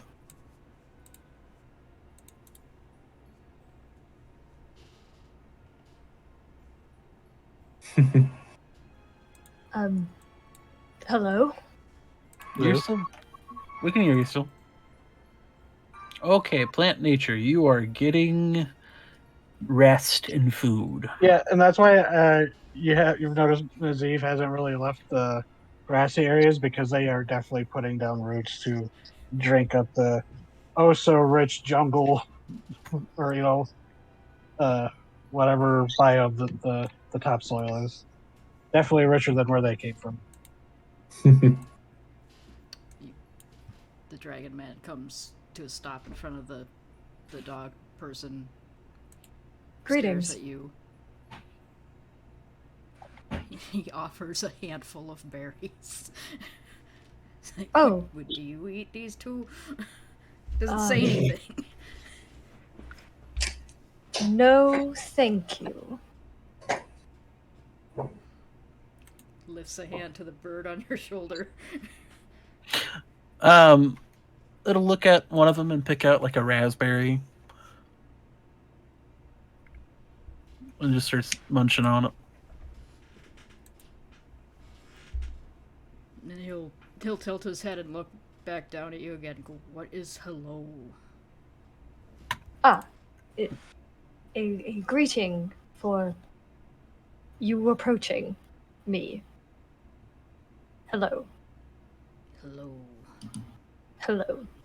Hello. Hello. Yeah, this is so much better than foolish mortal. Hello is very much better. And this is so much nicer than talking to myself in empty rooms. It is a pleasure to meet you. And your tilts head at the quotation marks baby. Baby. Companion. Baby. Oh, congratulations. Nazeev, I can tell you 100% you know that this is not in fact his child, and this is just a random animal. Yeah, It's picked up Nazeev out of watched them pick it up after it walked out of the bushes. Yeah, we watched that happen. It's mine now. I adopted it. Species I mean, doesn't you're matter. right. Forceful adoption. I believe that you're is right. what they used to call finders keepers. Ah, yes, the ancient law of finders keepers, otherwise known as mindsies. Mindsies. Oh no, we're influencing their vocabulary already. Yes. Is there anybody who hasn't rolled on the random table that would like to roll on the random table of potential encounters? Yes. Alrighty. D4. Then D8. Yes. 1-4. I Oh don't no. like that. Stop that. Oh no, it's a What? swarm. It's not bad, but technically no. Technically. I'm not going to shrink them to their appropriate size. I'll do that next time. But where did I put them? There they are. You're sitting there, creating some shade, enjoying the sun. And from the jungles, Oh no. propping themselves into the shade, squawking alongside each other, are 4 dodos. Oh no.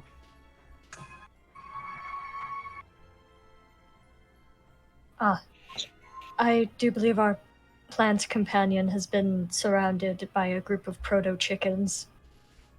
Bad? The chicken's bad. That depends how you cook them. Hmm. There's just a Oh, look is of the confusion dodo on as- his face, like, what the hell are you what's cooking? Is the dodo as big as the halfling? I They're don't think pretty. dodos were that big. They're pretty close, but the halfling's slightly bigger.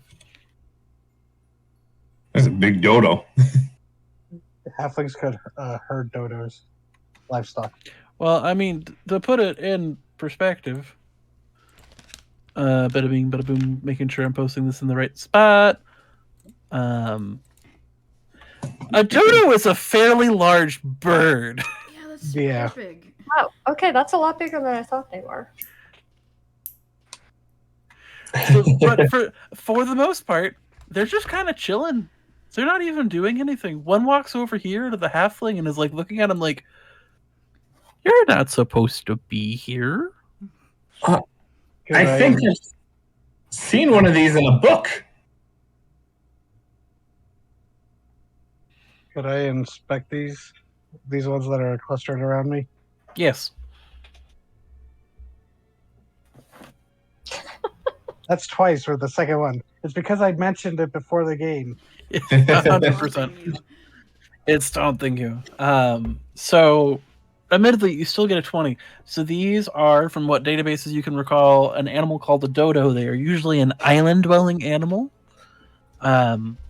They're a really good example of insular dwarfism. Their nearest cousins were a type of bird called pigeons. You've never met a pigeon, but you've heard they were very stupid birds. But these guys became flightless and developed into a more ground-dwelling existence on isolated island communities. However, they were subjugated to a native human population that wiped them out.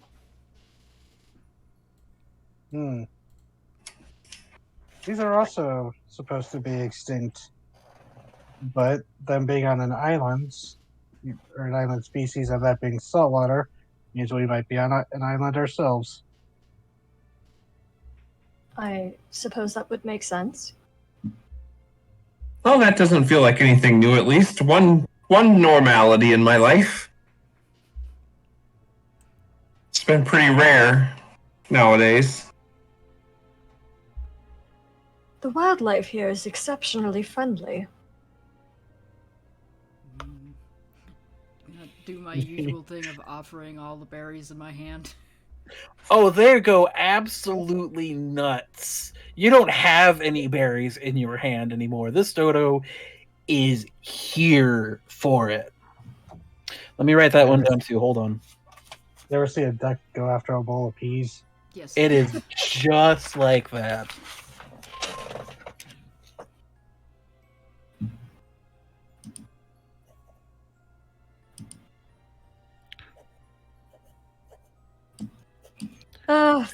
I will give a world-weary sigh and begin to hobble his way off the sand. Yes. Now, the only path that you guys have really seen that isn't just more long, stretching beach is this dirt trail over here that you came from, Yarnak. It does seem to lead into the jungles.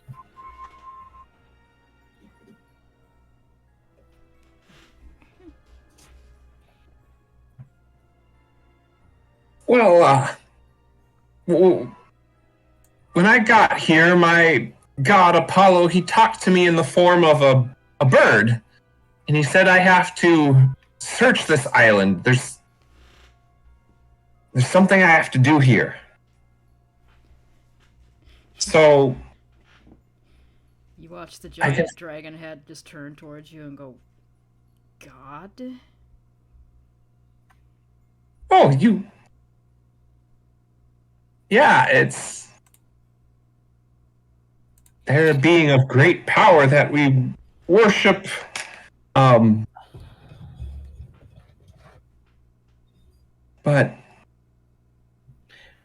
That kind of sounds like the Dead Lord.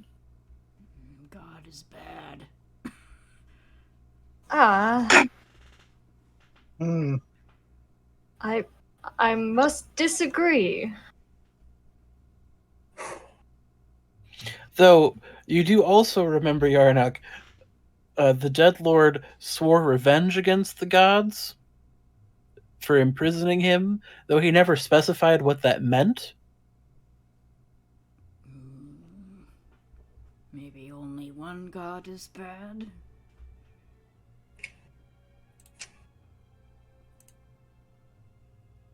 You're getting the sense that this, whatever this is, has only existed maybe a couple weeks.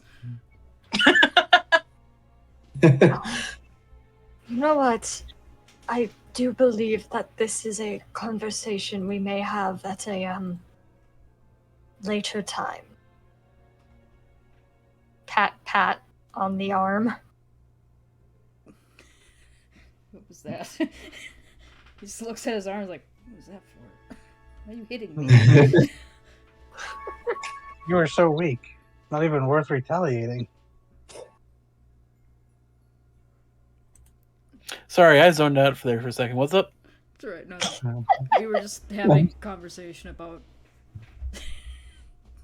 the fact that he doesn't know what a pat on the arm means. How he's only how old? Like a couple weeks old? Couple weeks old. Perhaps. You get the feeling that he's not,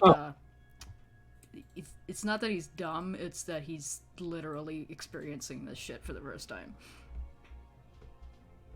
Well, I don't mean to impose on anyone, but I'll admit it's been a while since I've really had the opportunity to talk to much of anyone. Oh, same. Same. But interesting. Oh, wonderful. We're all dreadfully lonely. We have so much in common. There, if a simulated voice could sound sheepish, like, I actually had colleagues I am concerned about, but I was the only of my kind. I was the only seed to sprout after many, many, many long years. The only one of your kind. Yes, and it seems we were all guided here through a creature. Seems to be a running theme.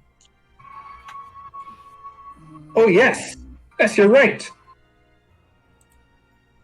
At least that was the case for me. Yes, mine was also a bird who might have also been God who... I don't know. I followed a snake. Alright, we've Yes, got you're 2 especially birds, one. 1 snake. The creature I followed was a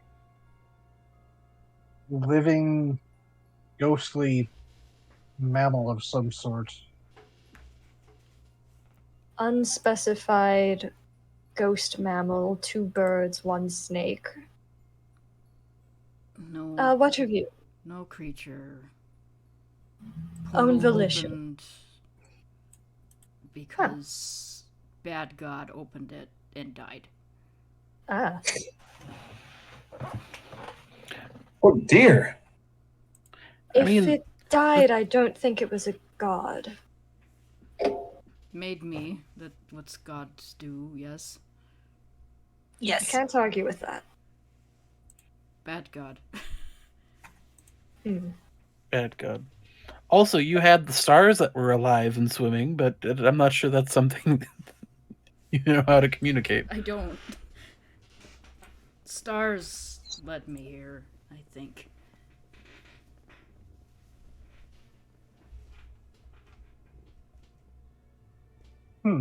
Congratulations, you are a strange anomaly. Well, Yay. if I was led here by my god, then maybe it's something similar for all of you. I know I have to listen to what he told me to do, so I think that trail's the best way to go, but I'd be more than happy if you all would care to join me. Okay. All right. For you, Agalma, that makes the most sense. He's Apollo, you know that. And for Phi, that also makes sense. He's a cleric. He has the voice of the gods with him. You can tell by how he wears in his outfit. Would Yes. be a good idea to find some kind of shelter or civilization. Figure out why we're here or where we are. Okay, I'm not doing anything. This is true. Well, you have a baby now. You have 2 babies. I do have 2 babies. I am keeping track of the babies. Oh no. I'm not saying I'm making this dinosaur Pokemon, but if you really wanted to, I have rules. I mean, I was probably going to put him down because this is a better place for him than anywhere I'm going to be taking them. Mm-hmm. I just wanted to hold him for a bit. No, that's fine. That sounds so sad. It's supposed to. Okay. So you have decided to bond together because, well, it's not like there's any civilization right around here besides wrecked boats, and that's usually not a good sign of something being located in the water. I'm going to put my son down by a patch of berries. You put your son down by a patch of berries. If he follows me of his own volition, that's, his decision. Your other son follows behind you. Because...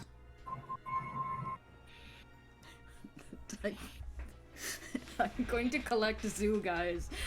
I dare you. Oh no. Gotta catch them all. Okay. So you guys make your way up the trail, and I'm not going to have you guys worry too much more about that. We're going to switch to another map here in a second, but I've got to switch the soundtrack. And Maziv, when traveling, their body does contort a bit so that their stumpy little legs are replaced with branches that are better for mobility. Yes. If I just limps. It'd be really hard to take them serious if they still had their stubby triffid legs, but still went 30, feet around. Yeah. Aha, we have entered the White Void. Can you not see the map? I can't. I need to reload. I can see. I see that. I can. Also, Phi, if you are visibly limping, Yarnock is going to stop and offer, for you to sit in his arm as he's walking. I think Fi doesn't quite know what to do with that. Help? Thank you, but I believe I shall manage. DNS address cannot be. I'm sorry, but the horror sting in the music when Yorick went, help, was great. I mean, that's fair. So if you guys, Terrifying undead dragon offers to carry you. Horror sting.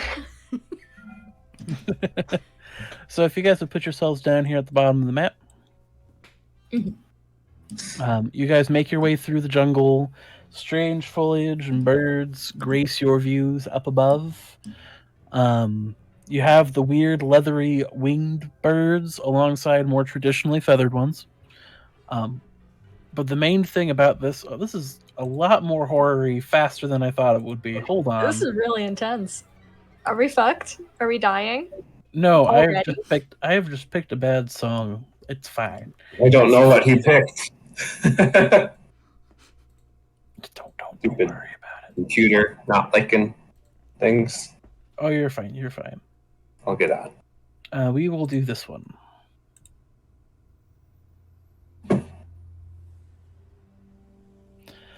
So as you guys make your way through this jungle path, you're admiring the strange foliage and flora around you and hearing sounds of animals both small and quite large. You likely don't run into any of them until you reach about this point. The path seems to widen and open up into a valley area up ahead, and that might be a way out of here.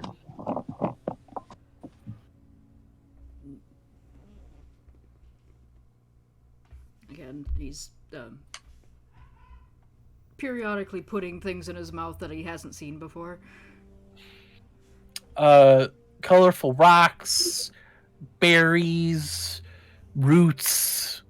At one point, you guys passed a stream, and he just scooped up a fish. Nobody's stopping him. Well, I don't think you should be doing that, but the man's a father, so he probably knows what he's doing. Father for 2 minutes. That's longer than Phi's ever been one. Wanting to keep examining their hypothesis, I guess. They're going to keep an eye out to see if like stuff they're passing by is also reminds them of, other extinct species, be they animal or plant.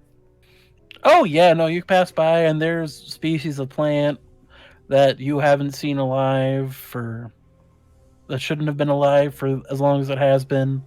There are plants that you have modern examples of in the few conservatory gardens back on your home planet, using to preserve what life they can. You know what I mean? Mhm.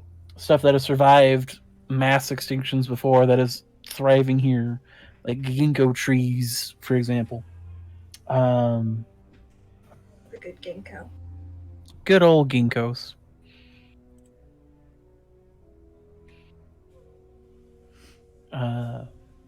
But for the most part, it's pretty quiet. Scene, are you back in Roll20? Nope.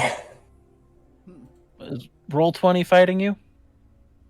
As my internet is active enough to let me be on Discord, it's not active enough for it to work on my web browser.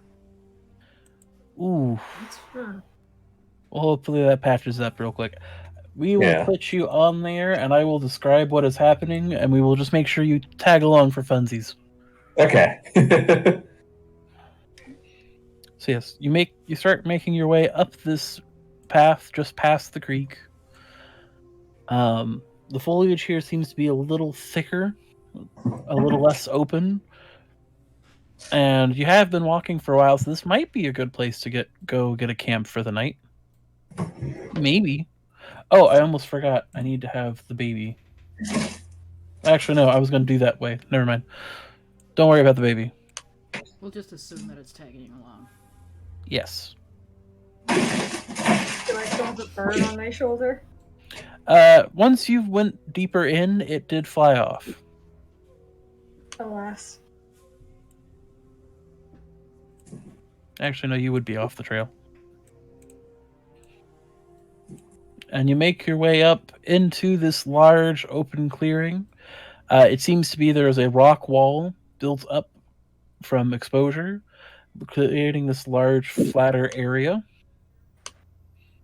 And everything seems to be normal. It's honestly fairly quiet.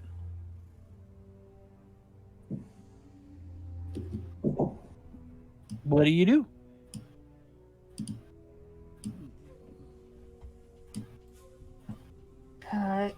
Shall we make rest here tonight? Night? Look up. What time is it? It's getting towards the starts of that, yeah. Night enough. It is getting darker, which is a new thing for you as well, Yarnock. That's not a good sign. That's weird. How so? Where is the sun going? Down. Why? It will be back though. Yes. There's just a baffled expression on his face, like, why? Where's it going? I mean, I'm not mad about it, but why? Where's it going? place is weird.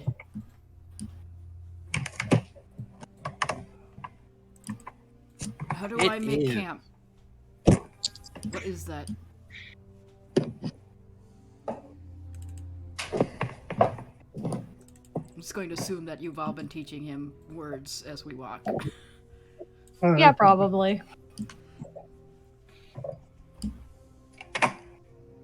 Well, camp is the area in which we shall reside for the evening. So, some sort of shelter, a Sarah, fire. Yeah. roll me a perception check, would you, bud?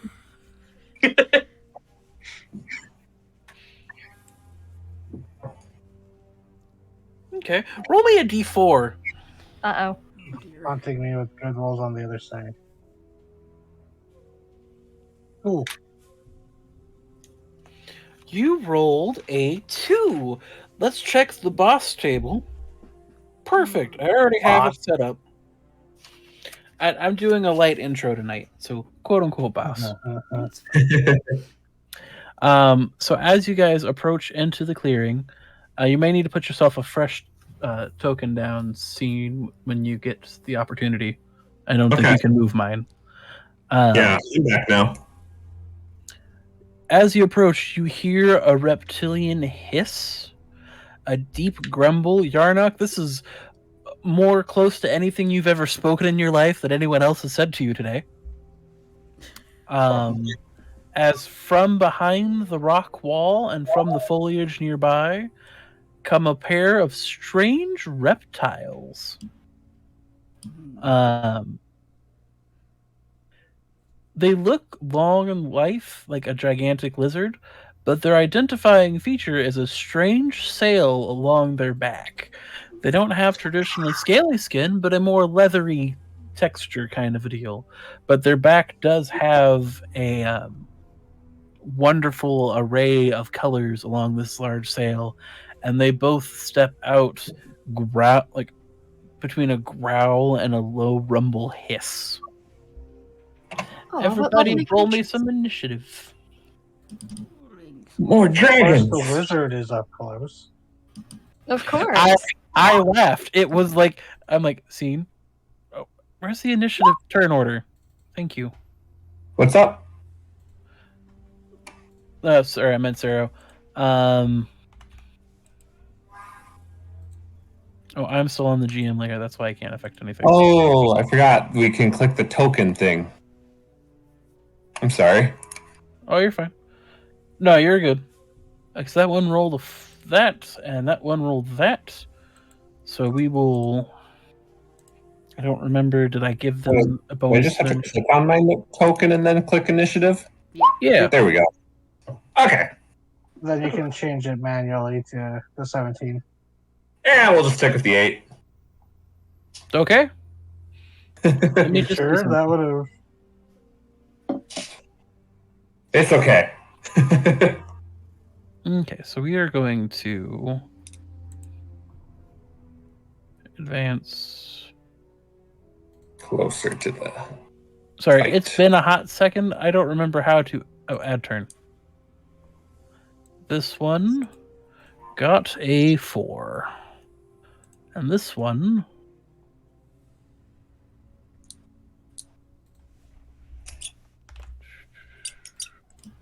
got an 8.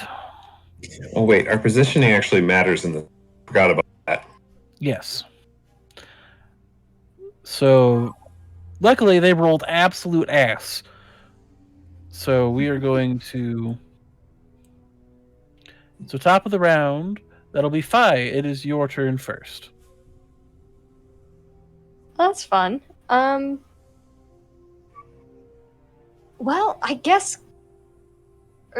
Question is. We've rolled initiative in, like, the meta sense, but are we prepped for combat? Like, is everyone reacting like we are about to be in a fight? Because I don't think. The Fine is quite absorbing. Oh, these things are going to come attack us. The Dimetrodons are very much posing and growling in the terms of attacking. Everybody else is up to them. Mm-hmm. Alright, I'll just come up by yon plant friend and hold an action for when they close the distance. Okay. Fair enough. My plant wizard or blizzard, it is your turn. Oh god, please don't call it that. Yeah. Stepping back, going to use dancing lights and use its ability where instead of a bunch of orbs, I'm gonna make a little dancing light man kind of between them, and then just send it this way, try to distract them. Mm-hmm. A little illusion. Okay, so you put a little illusion over there, some lights? Yeah, try to get their attention rather than, And there's not like a DC to roll for that or anything, is there? Not really. This is up to you. This is potentially me wasting my turn, but I'm not sure if.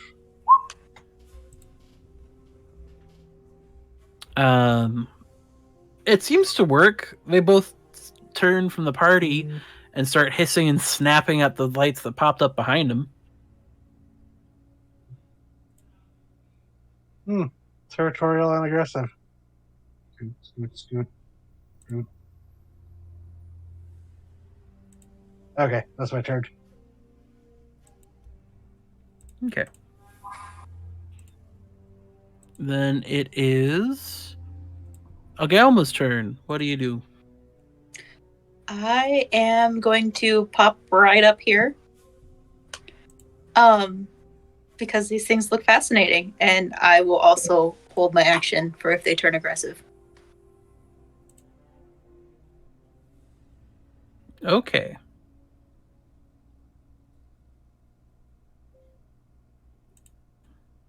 Fair enough. It is the first of the Dimetrodon's turns. Let's see how he rolls. Okay. So I just put like a DC 10 distraction thing to see if they can break out of it. So it is this one. Kind of like sees that it's just an illusion. And he's going to turn and approach towards you, Phi. But before he's within a good reach range, he starts to raise his sail and starts swinging it around, creating a bit of an intimidating presence of sorts. Would you kindly do a charisma saving throw for me? Alrighty. Oh, would you kindly?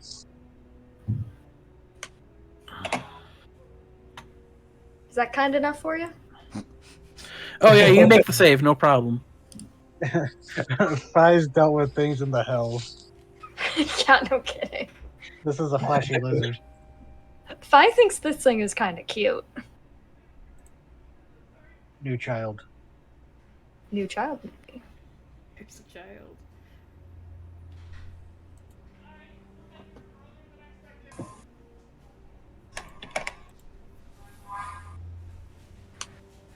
Absolutely fair.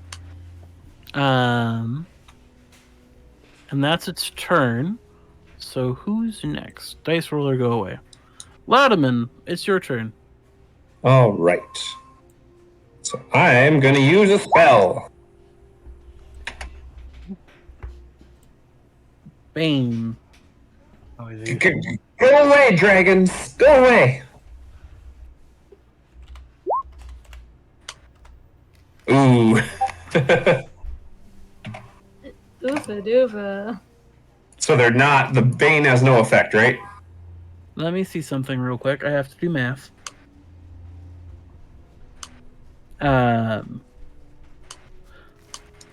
So we're going to go with the one that did the frightful display. Bane did nothing too.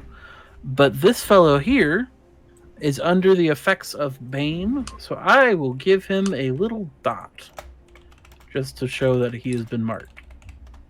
All right. So whenever, so if they make an attack or a saving throw before the spell ends, they have to roll a d4 to subtract that from their attack or saving. Yep. And now for me, since that was a spell, my remaining spell slots goes down by 1, right? Mm-hmm. Yes. Okay. So you handled that very well, and that one Dimetron is not.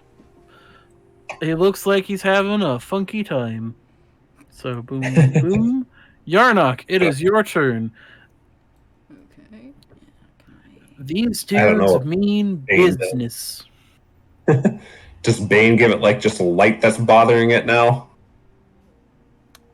Honestly, it's like imagine if like you got stared something in the eyes and you're like, oh fuck, I'm not doing so hot with this guy, am I? Yeah, I've got. Yarnock's gonna stride up besides these two and just kind of ask, "Bad? These are bad, yes." Oh, I don't know. They haven't done anything harmful yet. That one did a little dance for me.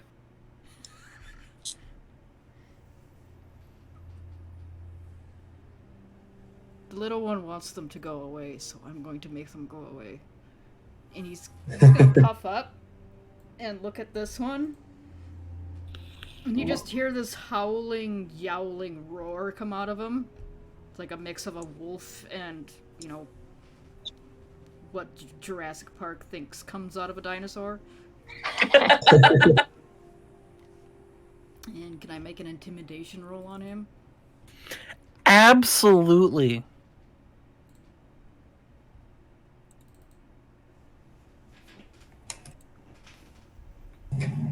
Congratulations. You do that, and you just see that little Dimetrodon just like, the fuck? Ah! Yeah, that's fair. That's probably more intimidating than the Dimetrodon. The Dimetrodon's fan dance? Yeah, maybe. Absolutely fair. And it is the final Bane boy's turn, and he is going to run up, seeing that that guy means business. Maybe this one who's on the side will taste better. We do not. Oh my god, buddy. Does an 8 hit your AC, Kens? Oh no.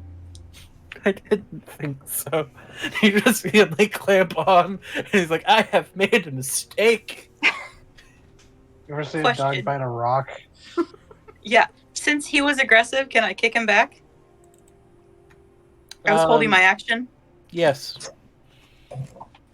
Great. And if you want to use your action against this one, Fi, you may. I'm just gonna Yeah, kick I'm him back. definitely going to.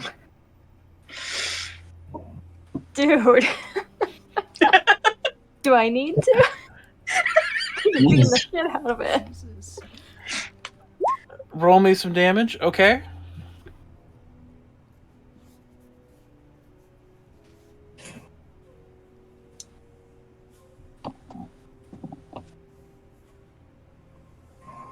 Can you only just do the one strike? Right now, yes. Right now, yes. Okay. So you punch it, and it takes the blow. He doesn't look too happy, but he's still growly, snarly. Now he's like, okay, now this is a fight. And the moment Agalma lashes out at this thing and does an actual attack, like, Fi's entire demeanor immediately flips, just a switch flips and swings around battle axe and immediately tries to attack. Does an 11 do it? An 11 does not hit. You barely miss the sails. expertly like just dodges the blade with its back going like. Alrighty, it is now the top of the round, so you can try again. Chance of redemption. Chance of redemption. Let me check something real quick.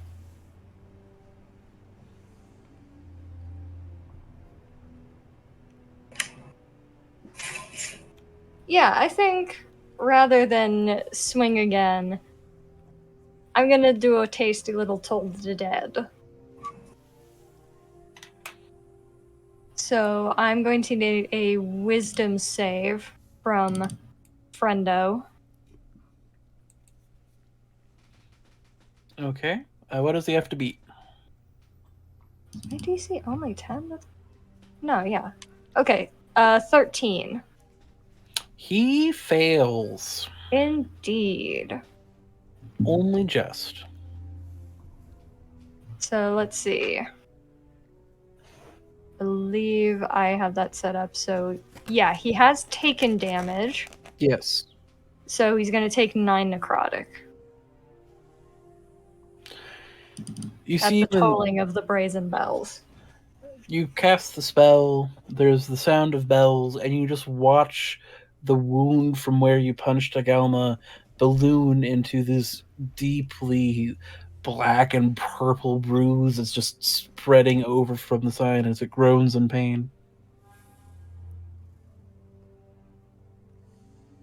But it's still alive! And now it is... That one? No, this one. This guy hasn't been hit yet. He's just coward. Just did Yarna, him a frighten. Sarah, it is your turn. Yeah. Don't really have non-lethal options. I didn't mean to do that. You know what? It probably shouldn't be too dangerous. At the one that is coward and trying to make it encourage it to skedaddle, I'm going to use Ray of Sickness. So make a ranged spell attack against the creature. What does my spell attack bonus? 6. Boom.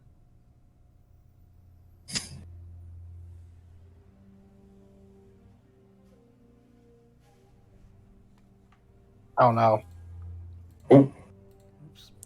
So you cast a ray of sickness towards the cowed Dimetrodon here on the left. The angle was a bad one, trying not to hit them, so. Yep, so it splats against the rock over here instead of hitting him. Because that does not meet his AC. Unfortunate. And yeah, they shoot it out of the piece of amber at the end of their little spellcasting focus. Ooh. Realizes what it's based off of. Okay. Next up is Agalma.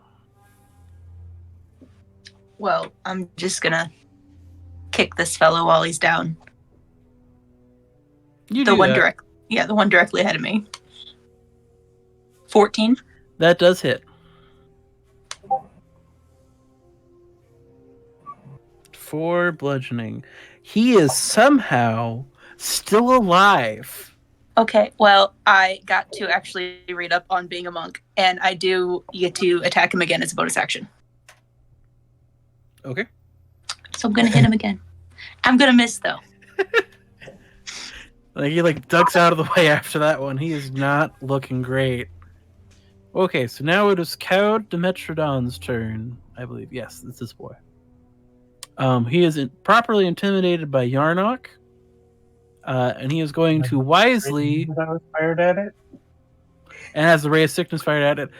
He is going to wisely avoid them. Stop in front of the clearly scarred and older one, and make the decision that a predator makes, which is not always the smartest decision, but we'll see how it goes. Well, I guess I get to test this mechanic out.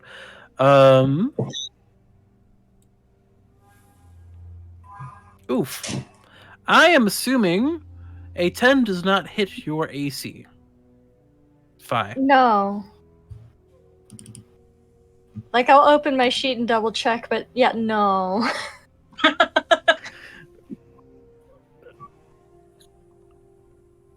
Yeah, you can tell he's very much like, oh, I made a mistake. I'm a go now. He is leaving your circle, so you have an attack of opportunity if you so desire. Yeah. Yeah. The risk it took was calculated, but it's not very good at math. No, he's not. You get a good slash along as Sally cries out in pain. But I think he's just starting to move on. He knows better. Good. Latimer, it is your turn. Okay. I am going. So does a cantrip take up spell slot 2 when I use it? No, No. cantrips do not. Oh wait, never mind. It's not a cantrip anyway. I'm sorry, but good to know for the future. I'm going to use #bless on you 3. Yay. Woo. So Yarnock, Phi, and Agalma. So when you get to roll an attack or saving throw, you can decide 4 to at one time. Alright. Great job, you 3. Keep going. May the power of Apollo be with you. You watch Yarnock point at himself like, Okay. Yarnock, it is in fact your turn. Okay, so this one's almost dead, and I can tell it's almost dead, so he's just gonna go hopefully put it out of its misery. He's gonna let that one leave, because it's smart. Alright. Well, Yeah, that kind of that hits. Yeah, that's- He's if you watch him take what is like this basically slab of metal off of his back that you didn't see before and just bring it down. Oof. well, we have dinner. Is it dead? It is dead. It only Okay. had 2 hit points. You were killing it no matter what. But what matters is that you were efficient about it. Actually, it's not even a slab of metal, because they wouldn't have metal in a shitty post-apocalyptic world, would they? It's just a bunch of bone. I mean, it could be Yeah. scrap metal from something else. Then it does poison damage because it's rusty. And then it leaves. And then the music calms down. It's already pretty calm. I meant to change it to a battle theme, but I'm just like, I'm vibing with this. This isn't the most high-paced battle. It's a vibe. This is aggressive wildlife. No, wait, that one's sad. We want this one. Fi flips his battle axe back over and leans against it. It's like a few flicks of the ears and goes back to his normal, very chill demeanor.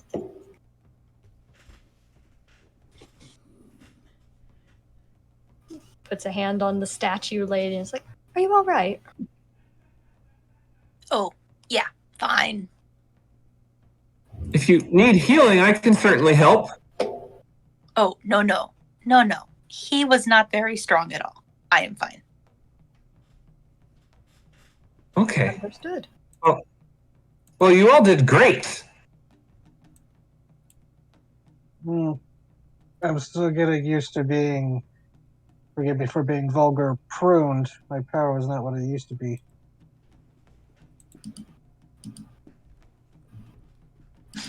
Is okay. Get him next time, and he's going to make the most awkward thumbs up you've ever seen because one of you did it to him.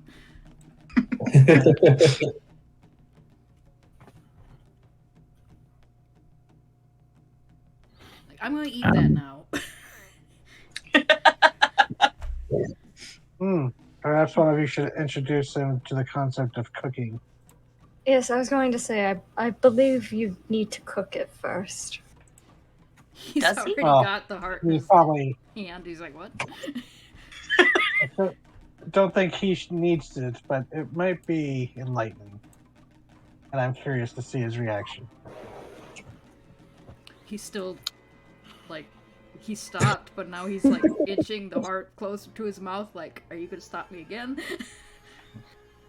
Does anyone know how to cook? Yeah. You No. see the plant, like, not saying anything, but you do see some of the roots go and dig into the body. And you see some of the plant's red leaves go a little redder. Just a I sip. can- I can cook well enough. I would say so. I mean, I'm not known for cooking, but, we all kind of knew a little bit of our way around the kitchen back home. Ah, wonderful.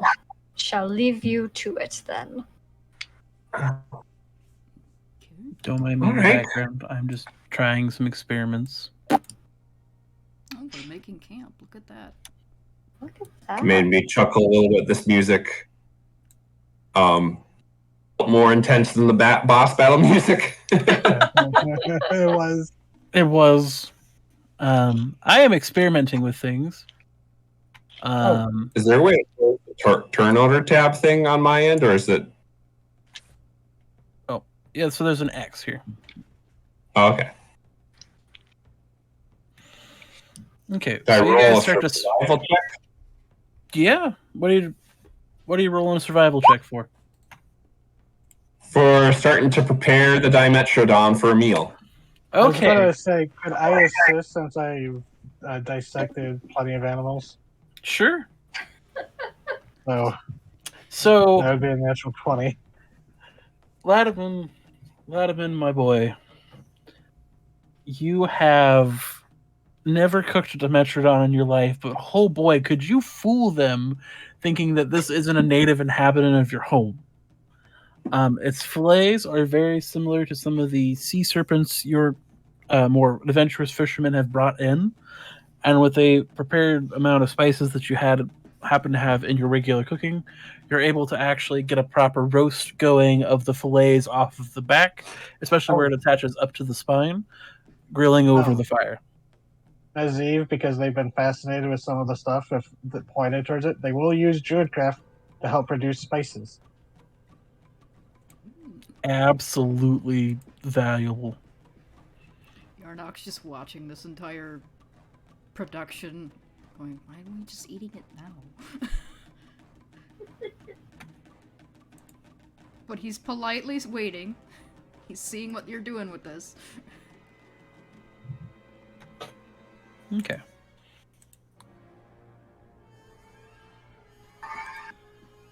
This is really intense music suddenly. So intense. Suddenly, I forget the music gets intense. I'm sorry. It's fine, it's just... It's fine. It's It's kind of It's funny. just funny imagining that intense music, much more intense for the cooking montage than it was for the battle. Yeah. It's high-stakes It's cooking. fit. High stakes cooking, low stakes combat. But between the group of you, you guys have enough supplies to get a couple of tents up. Partially maybe from the salvage ship back on the coast. And you get a camp started as the sun starts to set. Thankfully, you- there's fresh water nearby, too. Yes. So, like, I know I have the campfire, but I'm putting the Dimetrodon on the campfire. That's where it belongs. It's just transparent enough that we can see the fire. I think it's under the fire. Close enough. So you guys are grilling some Dimetrodon, having as well of an evening as one can in an unfamiliar jungle full of noises and things. You hear a rustling noise about an hour into the cooking, coming from the jungles near you. Let me get back to where it is. And as you're standing there, unsure of what is about to happen.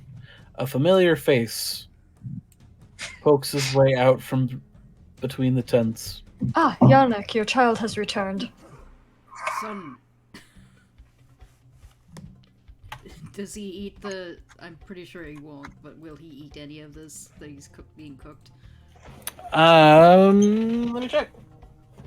Might eat some of the spices. You see him like walking out with like this gigantic horsetail in mouth. He brought food with him. Aw.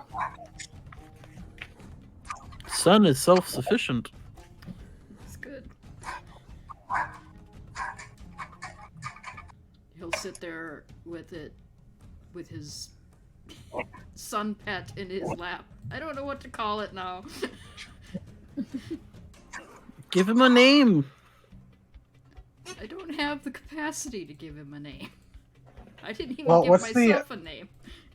Well, here's the thing. What's the other name besides his own that he knows? The Dark Lords. I wouldn't give him that name. That's mean. That's bad god name. That's bad. Yeah, that's bad god name. So you sit there with your son as the meat cooks, and he is just going. You just see this guy just. This is a horsetail the size of like a longsword, and he is just going to town on it.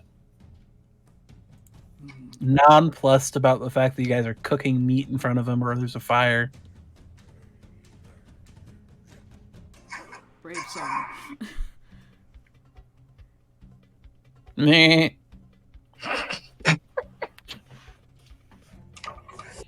I will make dinosaur noises. I will get a dinosaur noise soundboard that will have the boys' noise. Boys nice. Boys noise. It's the name of my next album. I mean,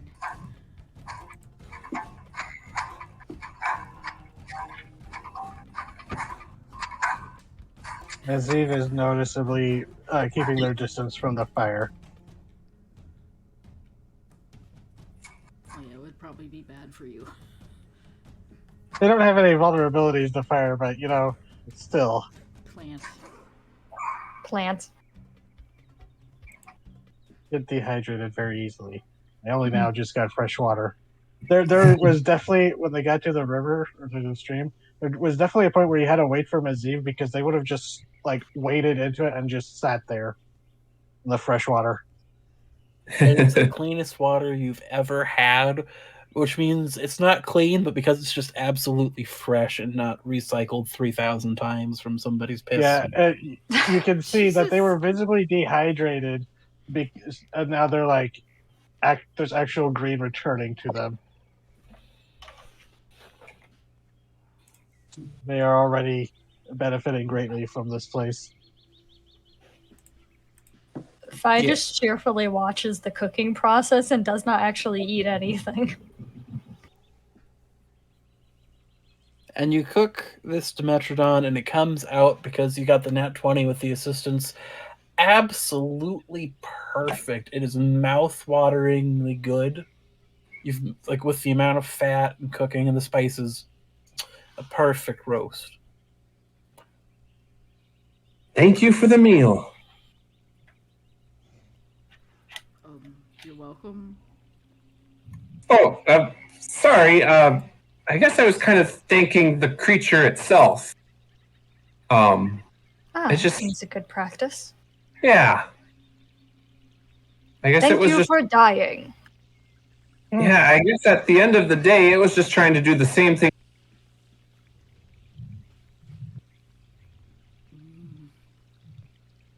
That is ironic. Yarnok's gonna nod like you said something like common knowledge now. He's like, thank you. And he says to the carcass. Carcorks. Oh, Yorick's gonna It's almost fit in. like- Yorick's gonna fit in with so many people on this demi-plane. It's not funny. Naziv is watching to see his reaction to the cooked food. Well, That's a nat 20 survival cooked food, so he's enjoying it a lot.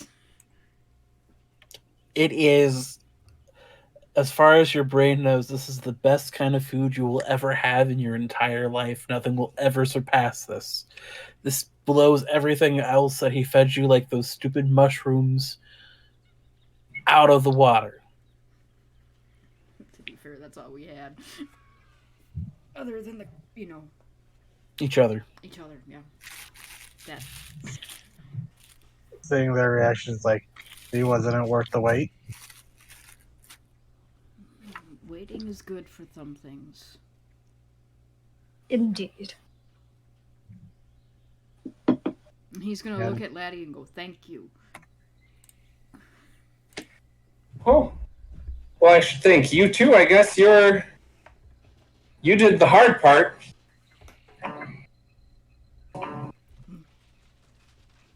All of us did good. As he actually does take a chunk and drops it into a pitcher plant type opening. Did you just come up onto my lap to kick me? What's the matter with you, Cats. animal?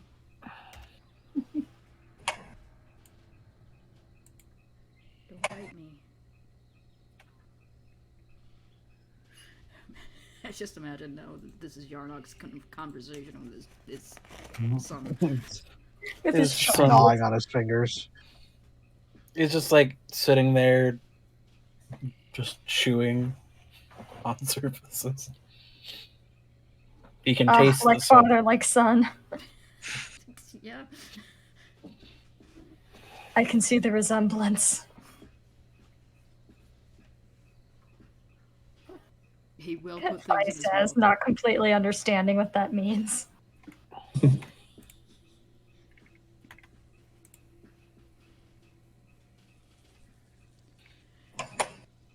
Oh, this is a nice place.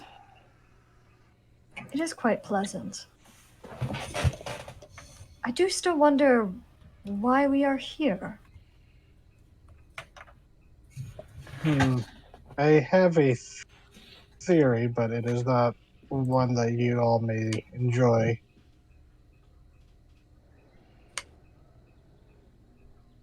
What would that be? Kind of shuffle closer, but not too close to the fire. Most, if not every organism I've known, or every life form, reach over and use a vine to give a pat to the child, is known to be extinct in some way, or rumored to be gone. And from what I gather, we are all the last of our respective kinds. You said your people were suffering a plague? Yeah, that's right. And Agolma, you thought my people were all gone too. I thought you maybe just had heard of the plague, but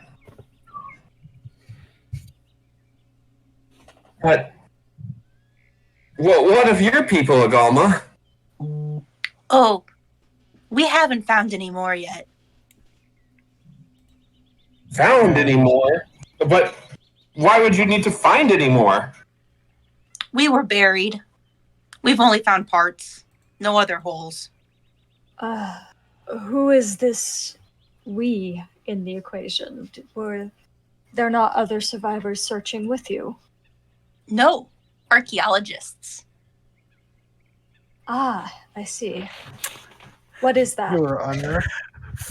Fi, you don't have to roll for that. That's what the mortals called you when you were taking notes about your dead civilization. They're like, oh, you're an archaeologist. And you went, what the fuck does that mean?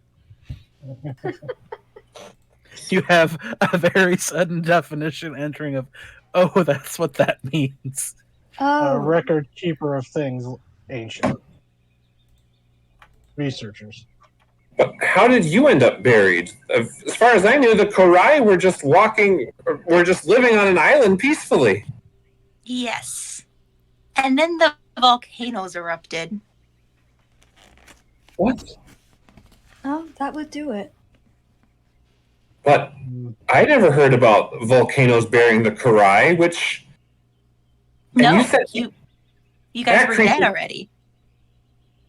already, but that.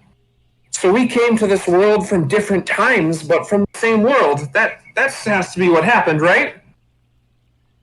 That would be my hypothesis, considering creatures like the child here haven't been seen on certain worlds for millions of years.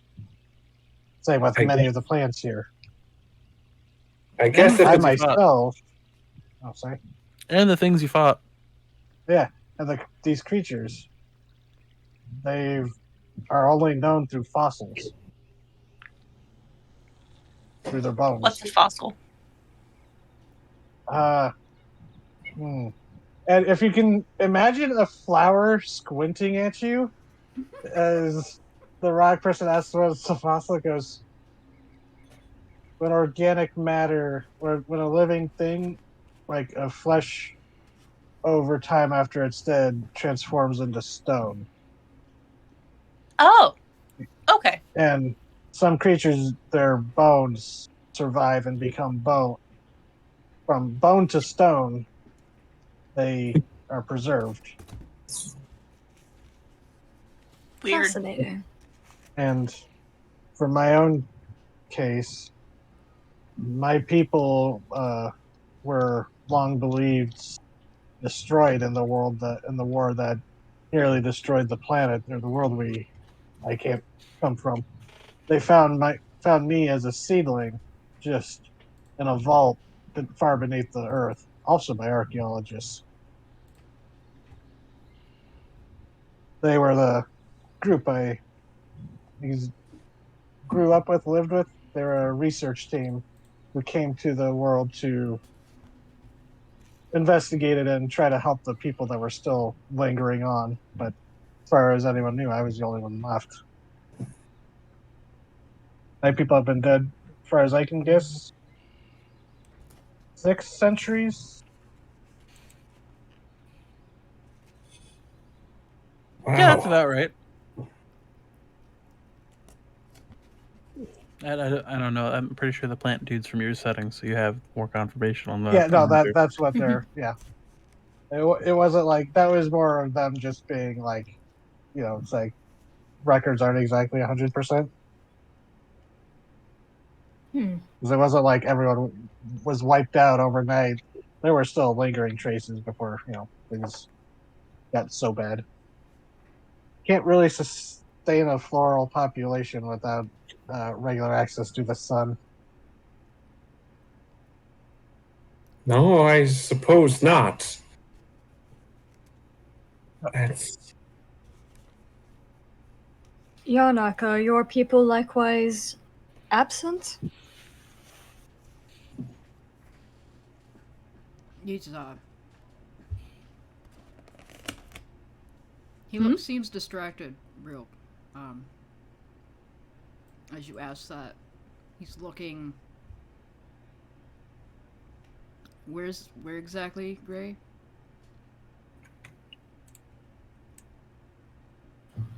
You see him looking over here, like staring Does into something- the greenery. Does something catch your attention, friend? We're being watched.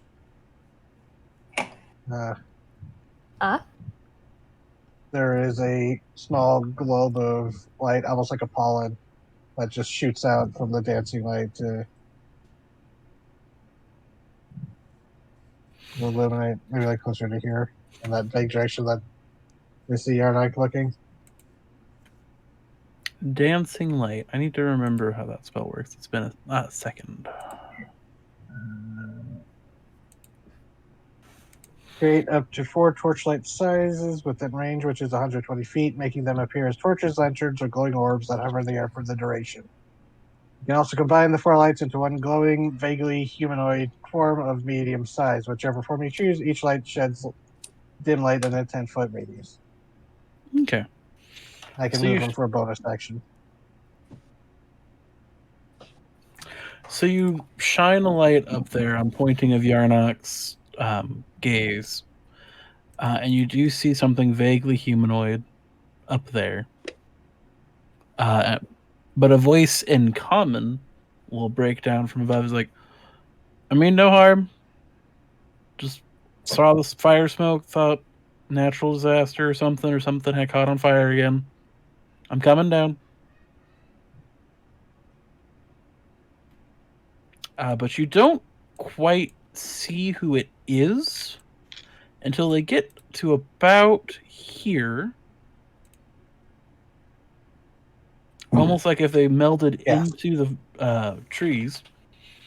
Standing on two hind legs, roughly about 5 feet tall, with a tail going out at their back, dressed up in rather nice, like they're obviously outdoorsy weather clothes, but they are fairly well kept clothes with a symbol on their chest. Is a what looks like just almost like a weird cousin of Yarnak's son. But this one has a frill popping off the back of their head and a beaked face on the front. Hands are up, very clearly not aggressive, like, didn't mean to harm anything. Hi, my name is Bixus. Hello, Bixus. Hello. Yarnock, another relation of yours? Hello. No, don't think so. Hey, you bastard. I see what you're doing. After you. I know you see what I'm doing. I'm being cheeky. Being cheeky, not sneaky. Yes. I don't think I have any relations to your friend Yarnock over there. Pleasure to meet you, by the way, Yarnock. Hello. If I had to take a guess by the unique nature of your group, you guys are new arrivals, aren't you? Yes, we just got here this morning. Oh, thank goodness. Whew. Glad I caught you guys on time. Are not on time. Oh, yeah, no, these jungles can be absolutely hellacious at night if you aren't prepared. So I am assuming since you guys just got here, I'm probably the first person from here you've spoken to with, right? That would make sense. You haven't spoken to anybody else, right? No, nope, we haven't. Just each Simply other. Each other, yes. Fantastic. I don't usually get to be the first guy to talk to people. I'm usually like the second or third. Normally you have one of the druids catch you, but we're not going to worry about that right now. Welcome to Gonbarra. This is the world you have landed on. And I am also extremely sorry because if you're all individuals brought here 6 times out of 10, it's not for good reasons. I assume because we are the last of our kinds. Yeah, that happens a lot. But not always. Sometimes you'll get like whole mini civilizations escaping natural disasters that'll accidentally get sent here. Sometimes you get people accessing and messing around with the planes who just end up here. So I can't just assume out the gate, because for all I know, you guys plane hopped from another world. If a plant could have a sense of smug satisfaction, I'm guessing right. Oh, I've not intentionally plane hopped in quite a long time. Oh, you are a plane. Makes sense. So welcome to Gonbarra. You've got a pretty good place set up, and I can help you make sure that it doesn't get invaded overnight by some of the bigger meat eaters. I don't think you guys are ready for that yet. I would probably be fine. So would our new friend Galma. We could just hold really still. Is perfectly true. But there's also the big plant eaters who don't like people. You ever seen a 3-horn? They're like a weird cousin to me. Like kind of in the same way how non-living. Oh. Well, Oh, yeah. I've seen displays. Well, you'll see plenty of all sorts of dinosaurs and other critters here. Whole place is chock full of stuff. Some of my favorites are the what was that word? The other worlder used to introduce me. Orchets. Orchets are some of my favorites. You seem quite certain of that. So I call them little bastards, and I know that's not right. But we're not in the right place for them, so we're not going to worry about them. So you guys look like you're set up for the night. So tell you what, if you don't mind me crashing with you, I'll crash here for the night with you guys, try to help you answer any questions that I can. I am probably not the greatest person for it. There's a reason I spend all of my time out here in the wilderness. But I'll help you make sure the perimeters are set up and that we have a good watch. We should probably be fine. We're close enough to the coast that we aren't going to have the really big guys coming over. And we're far away enough from the coast that the things in the coast aren't going to come up. You got like a really nice little sweet spot here. That is good. Thank you. Yeah. We had to evict the previous occupants. Ooh. Yesterday, the campfire. Yeah. Oh. These sailback dragons. Oh yeah, those guys.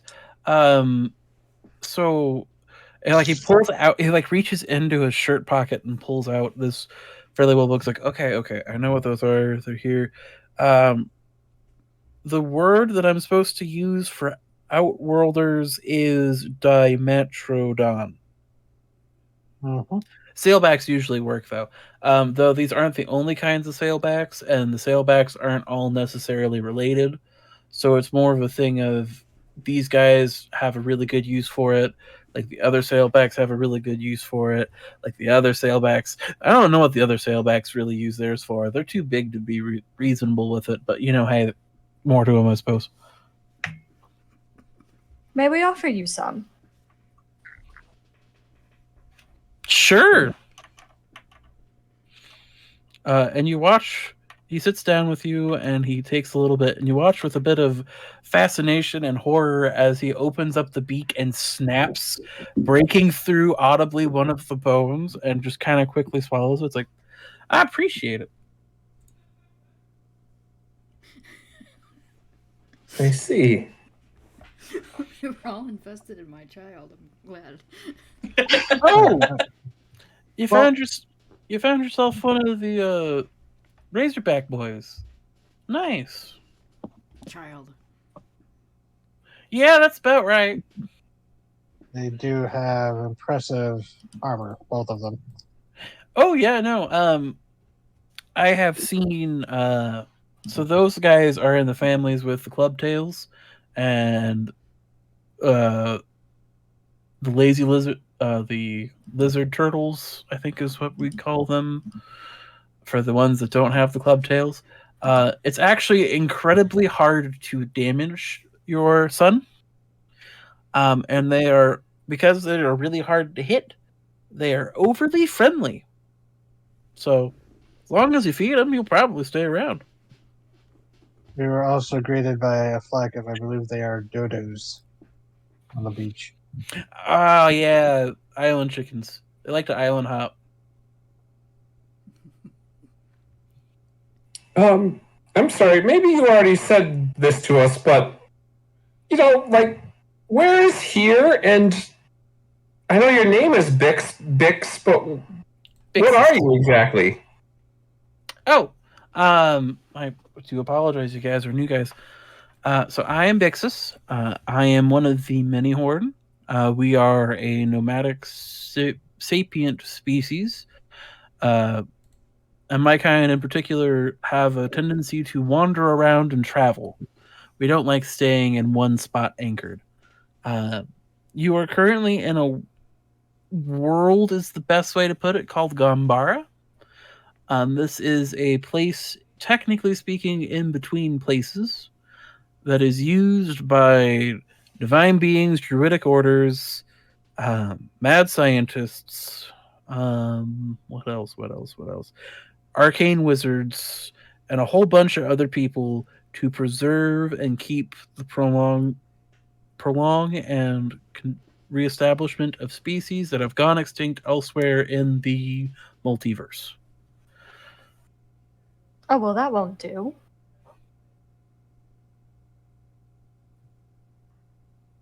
The gods have been doing it for ages. The druids keep everything in order. I just live here.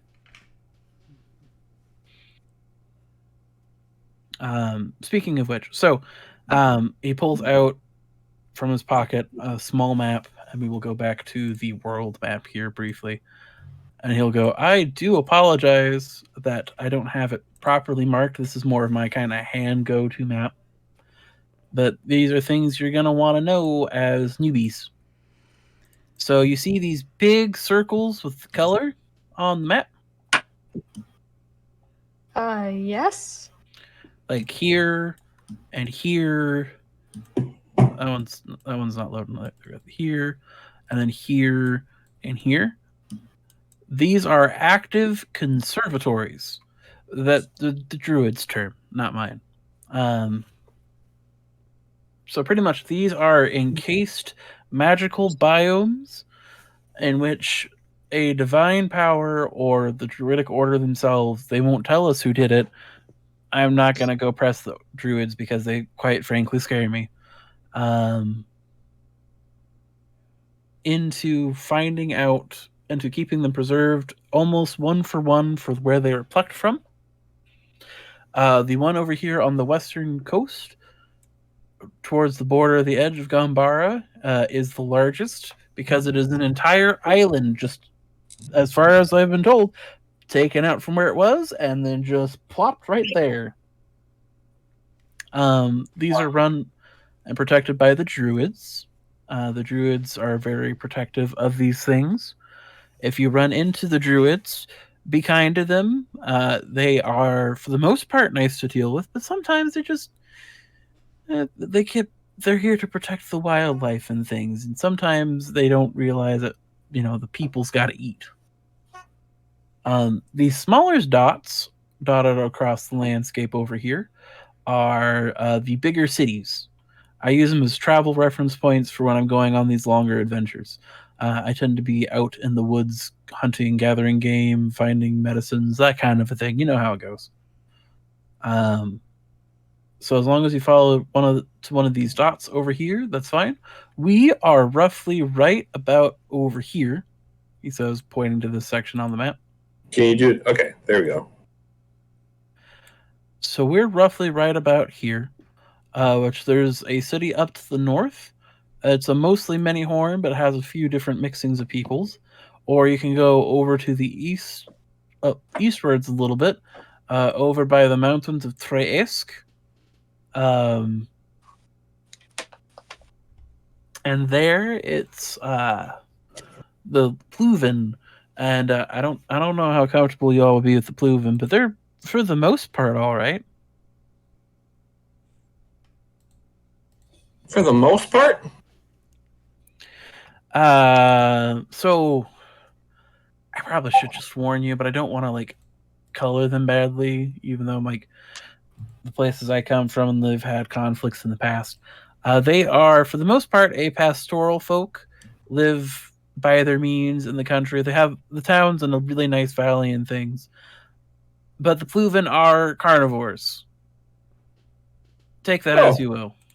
They don't hunt peoples as far as I am aware, but... Well, I mean, I guess we all were digging into this meal too, so... Well, yeah, they're obligate carnivores, though. They don't eat plants. Oh, okay. So, for the most part, they're all right. They get a little dark, a little gruesome. It's fine. Can't beat your nature. The actual plant here reaches over, rips off another rib, and eats it.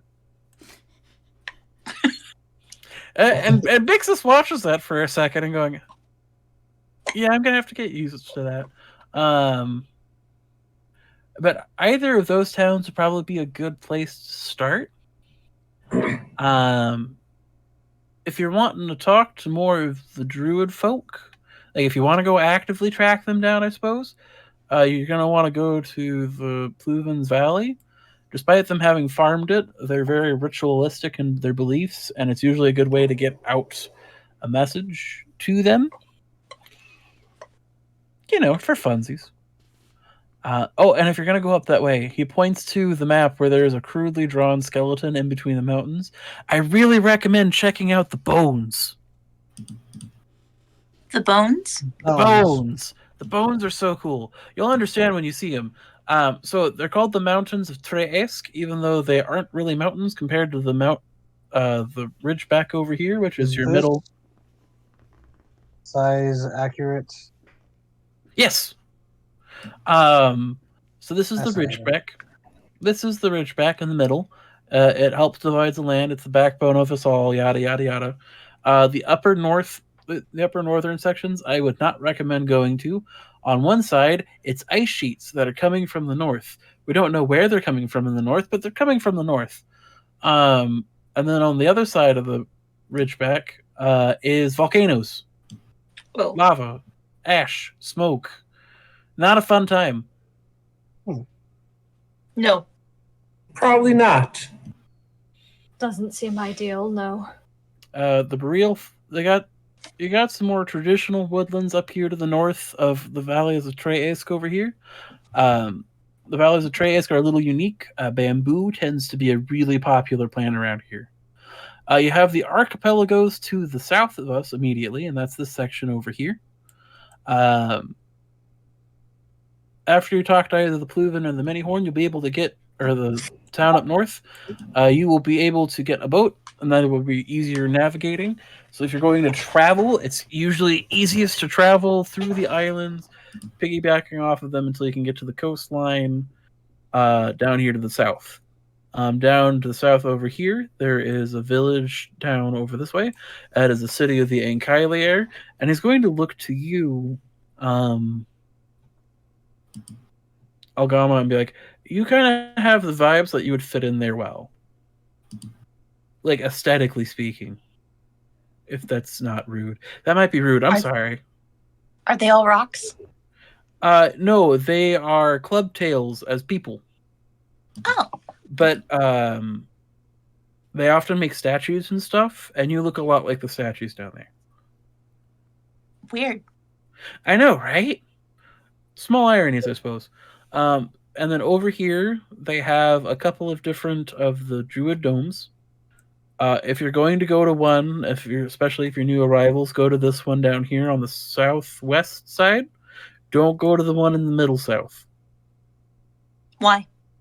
It's a volcano and ice trapped in a time loop, above a desert. Not fun. An ice volcano? Yeah, like a snowy mountaintop volcano. I guess they thought that if anything escaped from the conservatory, because that happens, it would go into the desert and be like, oh no, I can't live in the desert and be contained in the conservatory. Why they chose a volcano, I don't know, but it's their choice. Did you say time loop? Oh yeah, so he's like, all right. You guys are used to. You're new to this, aren't you? You're like really new to this.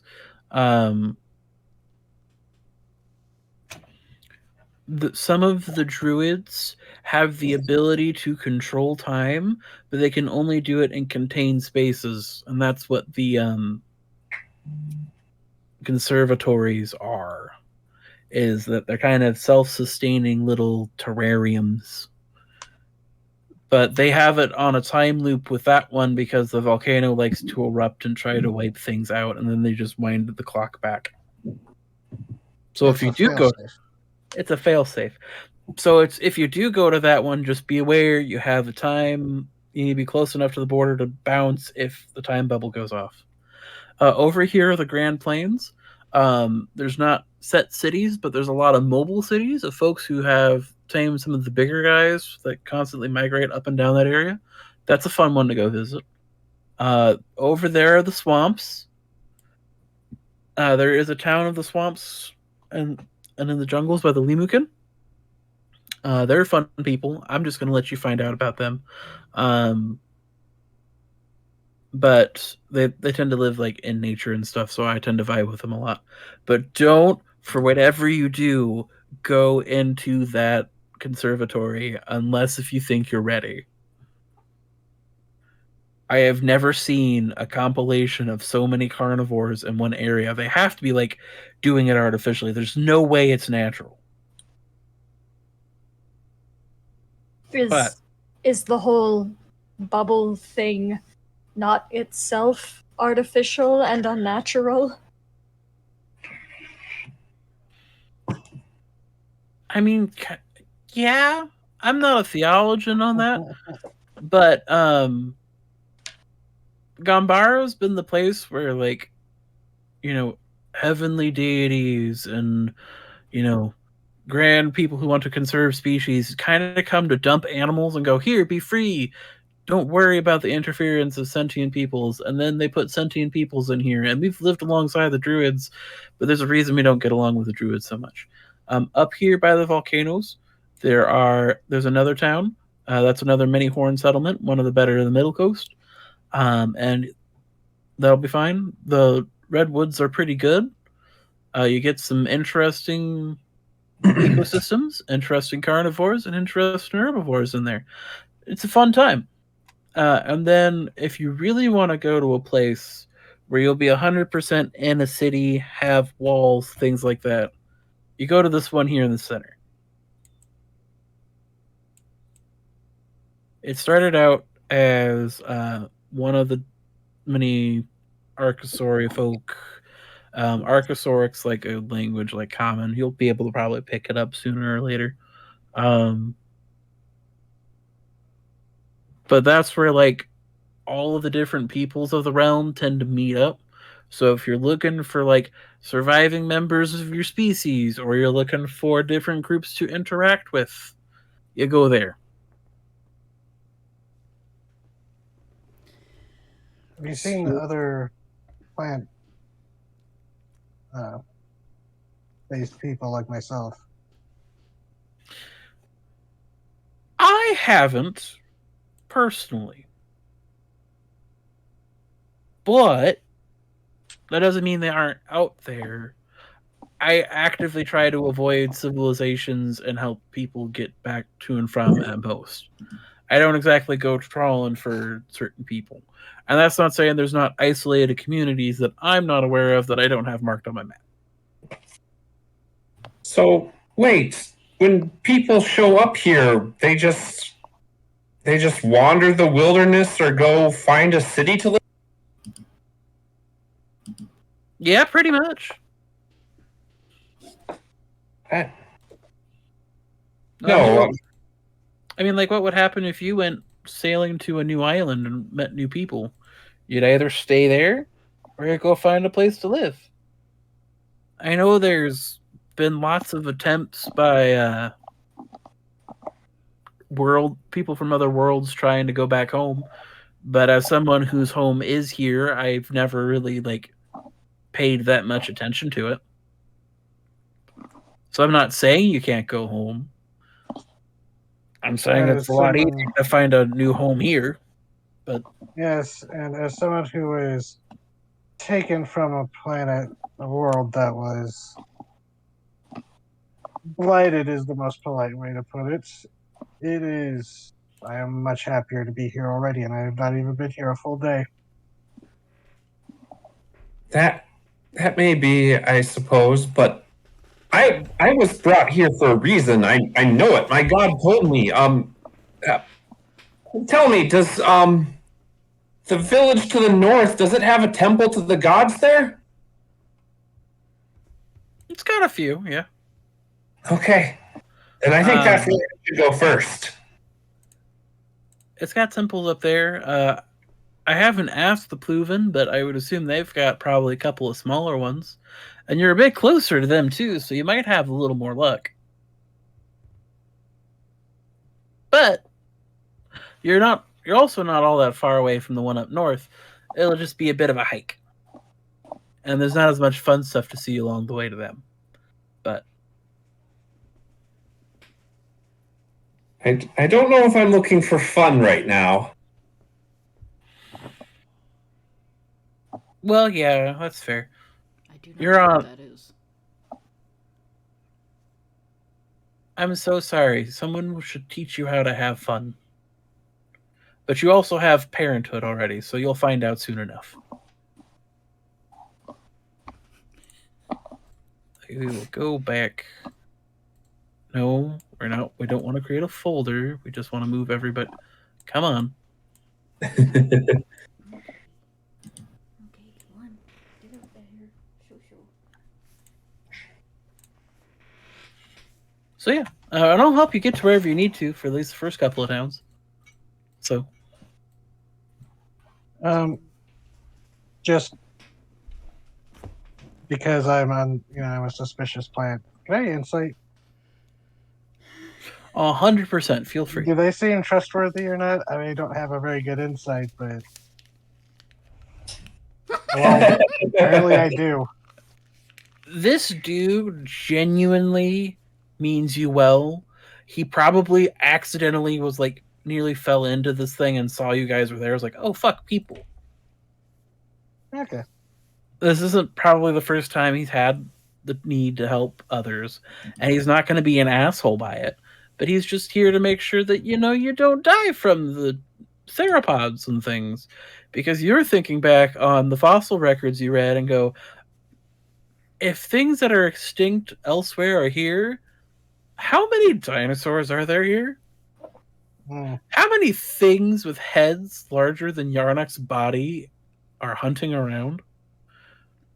Yes. Good point. So yeah. But if you've got a mission from a god, my little guy, Bixa says, looking over to Ludman, you might want to go try to actually track down one of the druids. They're usually the ones who are in touch with stuff, like when gods come in and drop species off, they usually talk to them. Caretakers of the realm and everything. Okay, where's my best shot of finding one of them? So your best shot for the druid is at the village with the Pluven. But if you're wanting a temple to talk to the gods again, you're going to want to go north. Okay. We should head to the Pluven then.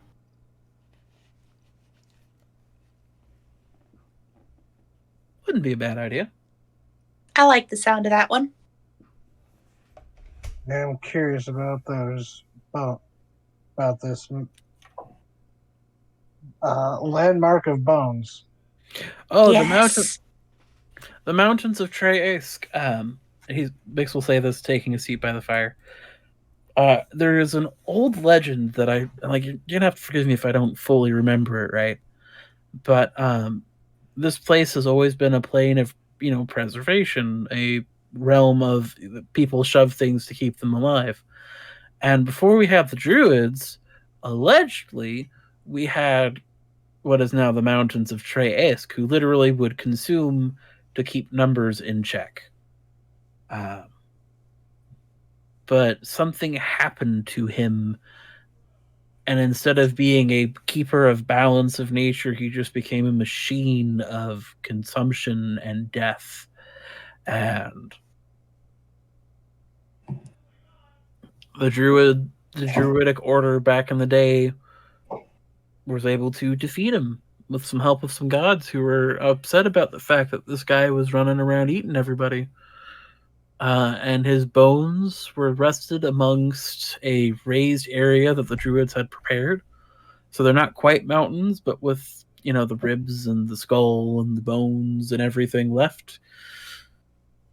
We just call them the mountains of Treesk because they're not the backbone. You'll have to forgive me. I'm not much of a storyteller. Oh, it is fine. I understand it.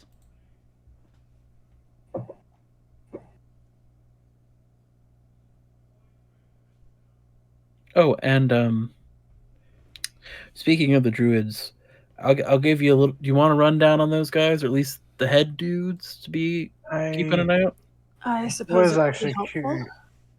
Yes, and I was perhaps curious but also concerned about something you said.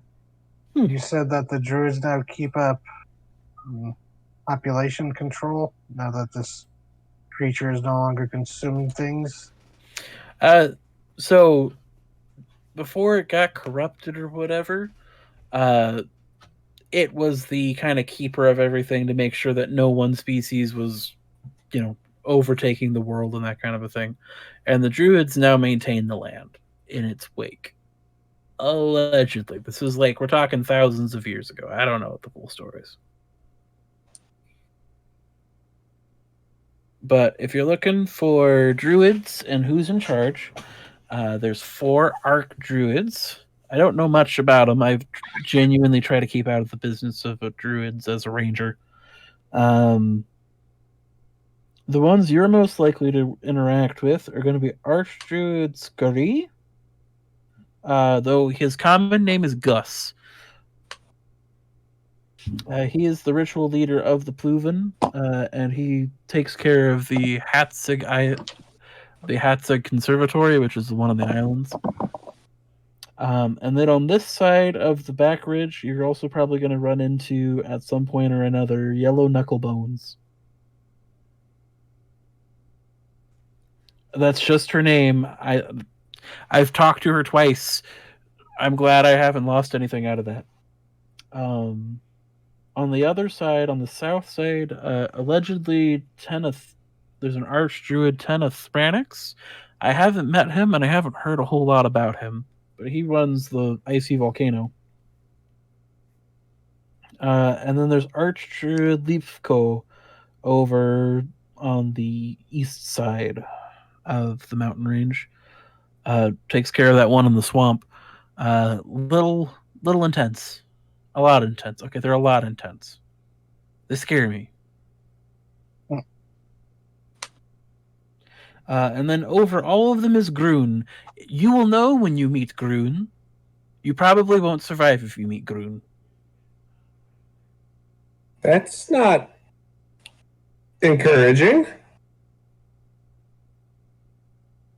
I don't want to scare you, but I also want to give you enough warning. One of the main top predators of these lands are the big 2-legged largemouth fellers. Theropods is what we call them here, based on their feet of all things. And there are some really big ones out there, bone crushers.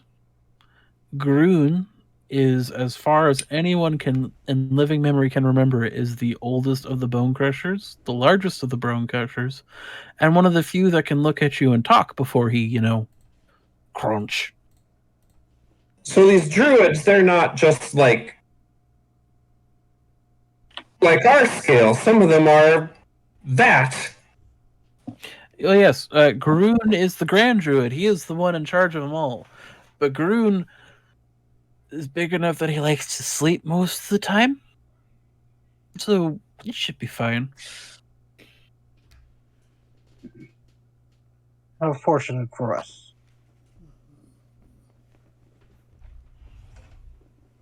Yeah, those are the guys who are in charge.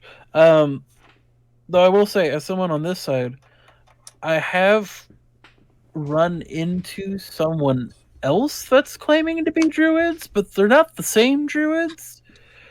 So as long as you stick to my advice of don't go to the ice fields, you should be fine. You won't have to worry about those guys.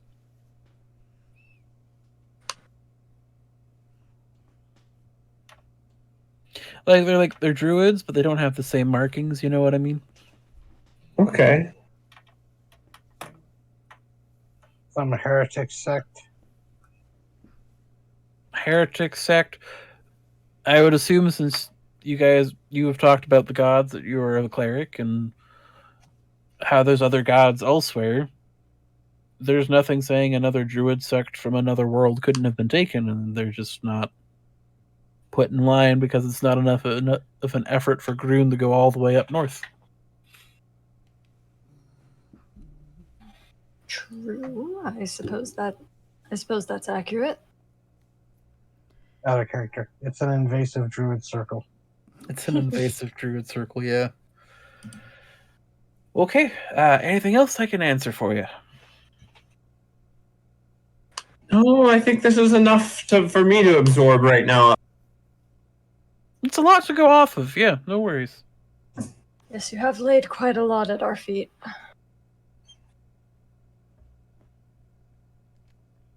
Yeah.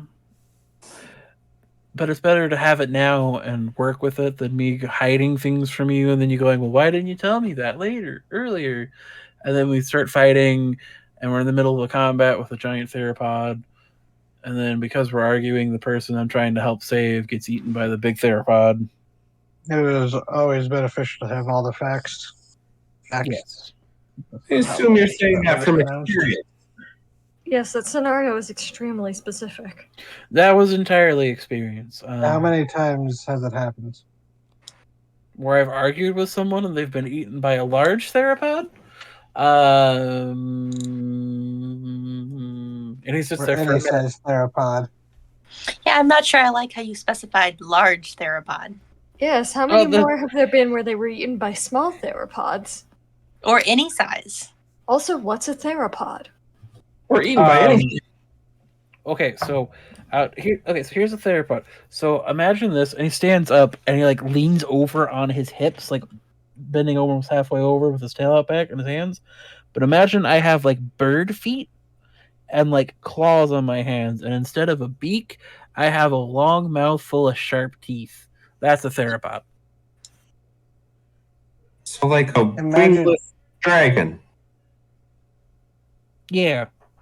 Yes, it's like a mix of a dragon and a weaponized bird. No feathers, though. Usually. Oh, yeah. Some have feathers, I suppose. There was theories. Oh, lots of them have feathers. Lots of them don't. It's more of like a size thing. Let's see.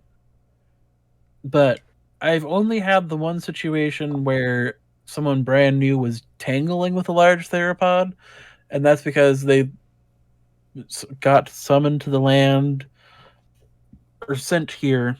I think they were yelling about being banished or something. Into the middle of a large theropod nest with a handful of others. And the fact that I only had one casualty was fantastic in that kind of a situation. So people arrive in groups usually, or solo? Hit or miss. Sometimes you get groups. They probably call an event like your guys' a convergence.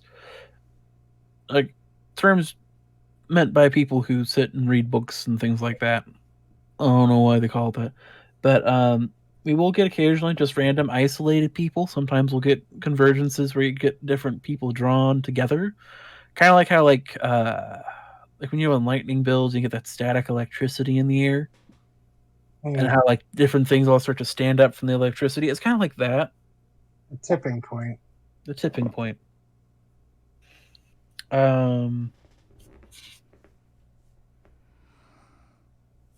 other than that, it just depends.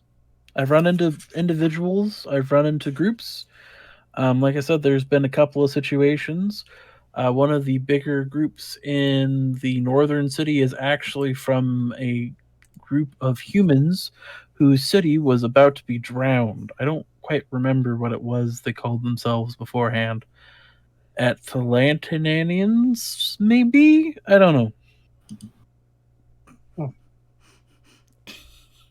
Would the Mediterraneans know? Yeah, that's ringing some bells. That's ringing some very weird bells. It sounds familiar.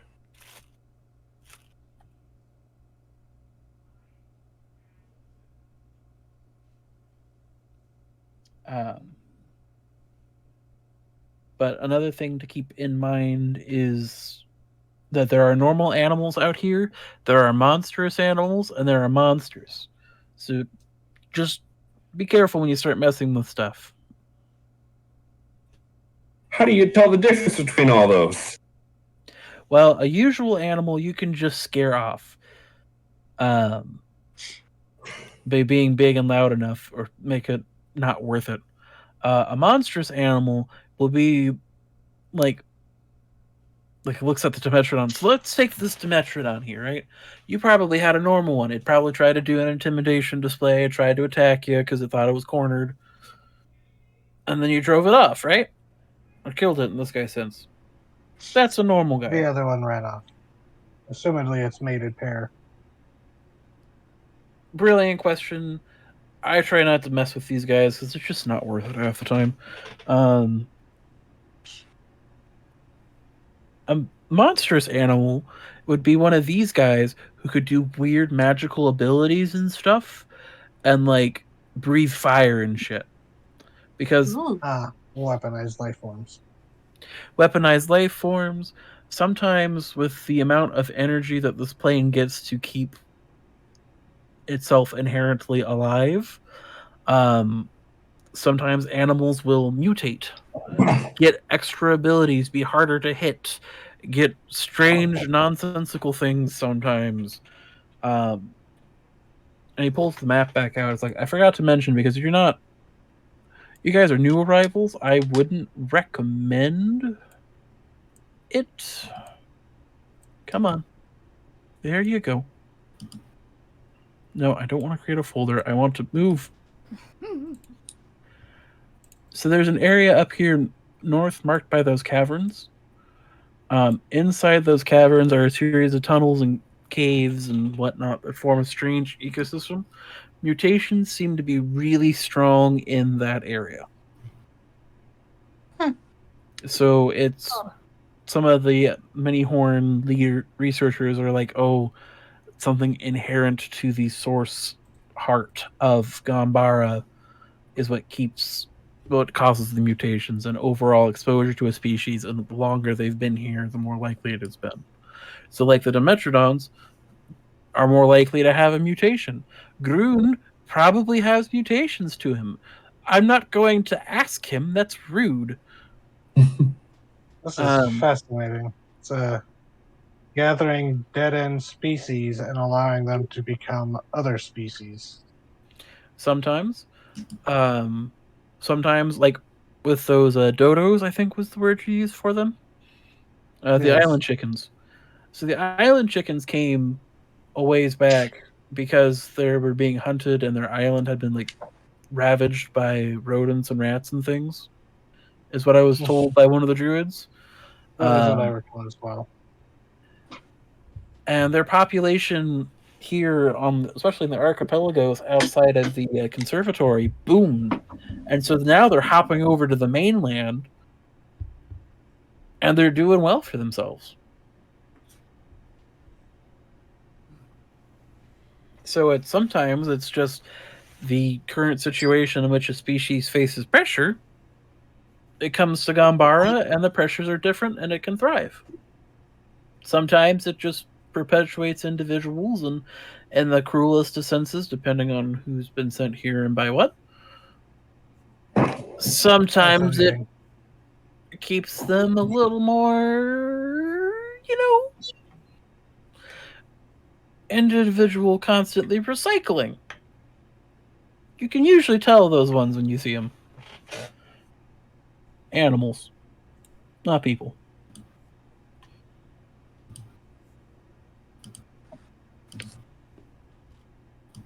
Oh, and just so I don't forget, before I go out and I set up traps and things and make sure we're all secure for the night, Lonesome George is in the area, so if you see a mountain walking, no, you're not crazy. Who? Lonesome George? Yeah, Lonesome George. You'll understand when you see him. He says this as he starts to go prepare for the evening. Okay. Well, It's fine. He does, like, you have to lay down in front of him for him to hurt you. okay. So he's not a Metasaurus? No. He's a turtle. Oh, okay. Oh. I better watch myself then.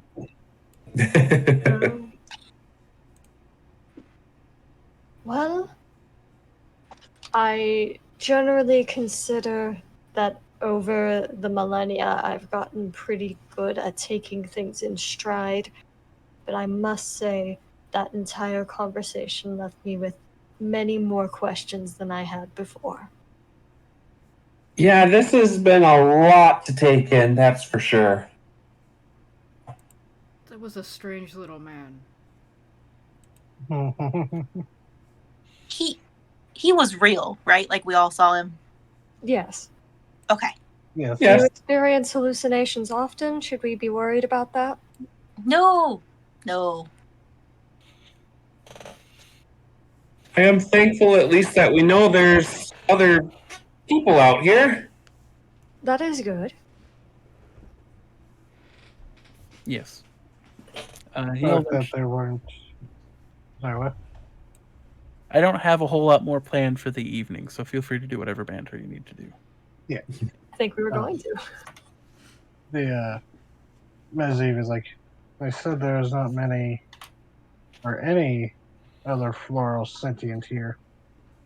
Or at least none that they know of. Yes. This is true. Like, I understand that I use the art for Bix from Dinotopia.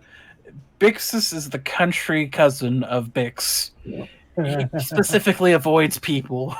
City Protoceratops, country Protoceratops. City Protoceratops, country Protoceratops. But Meziv goes, well, some competition should be expected, I suppose. That seems I should have free reign. Competition? Area to grow.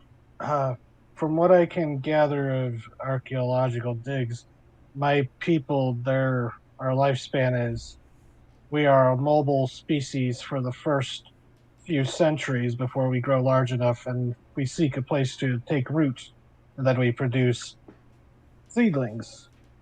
And they are dispersed, and the cycle begins anew. It's how we first spread across our world, and then we sent our seed pods into the void in hopes of finding others.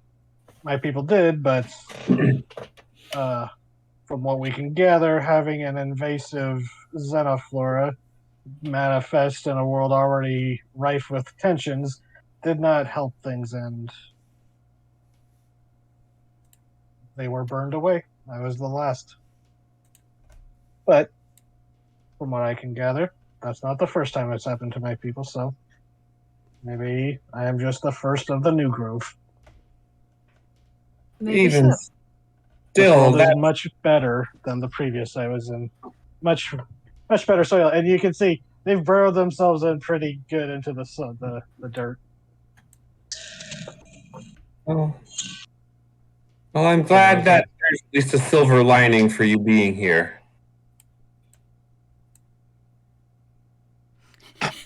It would be. Jeez. I don't know how I did that. Oopsies. What happened? Big stretched across the screen. You didn't see that? He grew yeah, quite a that's bit. It's always funny. It's when you, when that's happened. Yeah. Somebody smeared him across the screen. Oh, God. All right, so now we know that, oh, God. Now we know that Gonbarra is running on Gmod physics. I guess we just found out what happens if you lay down in front of Lonesome George. Yeah, You start glitching out like a Morrowind model. I didn't mean to the first time. The rest of them have been on purpose.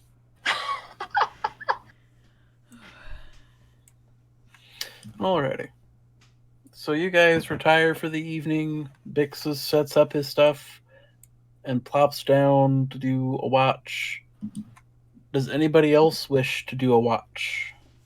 Oh, I'll sit out by the campfire. I don't need to sleep. I Well, don't know if I need sleep or not, but I assume I do. That's true. That makes it easy. We have multiple party members like that. That's true. Well, I mean, that none of my rules say I don't sleep, so I'm going to assume I do need sleep. Let me take a look. It's fair. Because plants do kind of shut down at night if they're not, nocturnal plants. I remain perfectly still while taking a long rest, so I have a statue as we rest.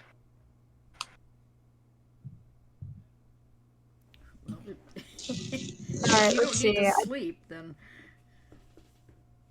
I do need to sleep. I just don't need to do anything else. Yes. So you all go to rest for the evening. Between Bixus and Agalma, watch should be covered. Would you roll me a perception check, Agalma? Just for old time shenanigans. You don't see anything. It is a I see quiet nothing. night. What do your stone eyes see? Jack shit?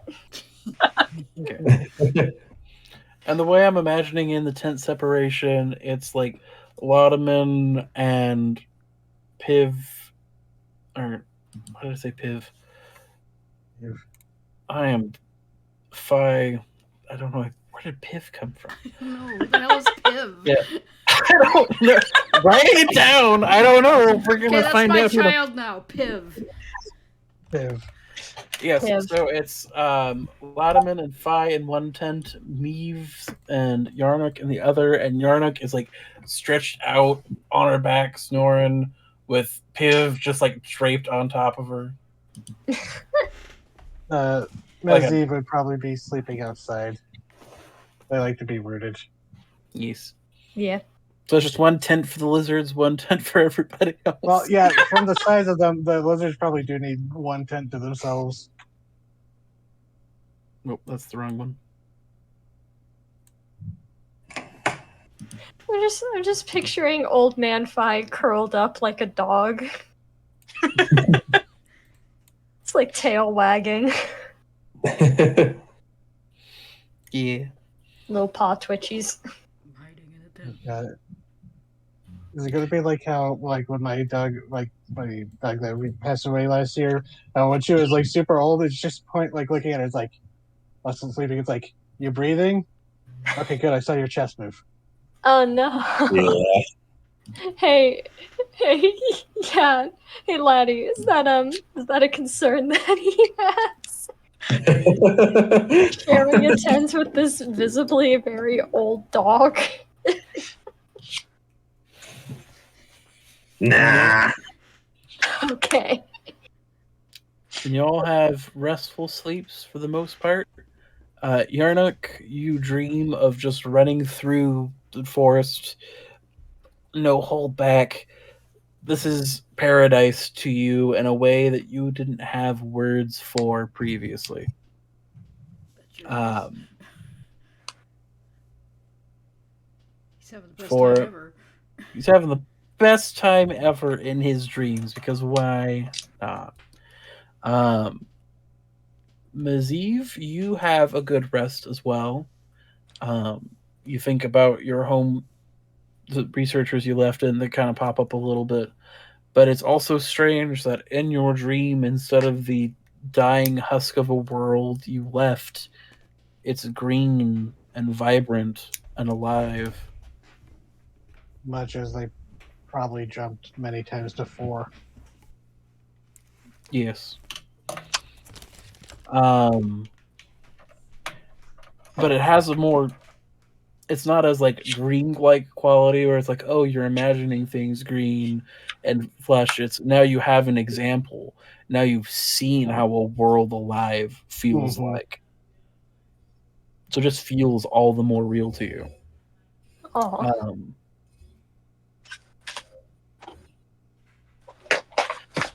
Vladimir, you have a much more interesting dream.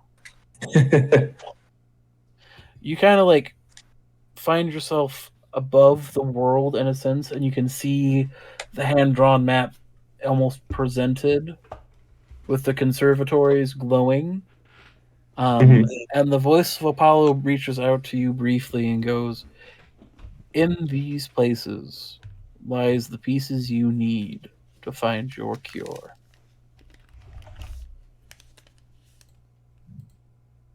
I do not know exactly what will do it, but I know that they are there. Ask for help, find friends, survive more than just on your own, for together you are stronger than you can be apart.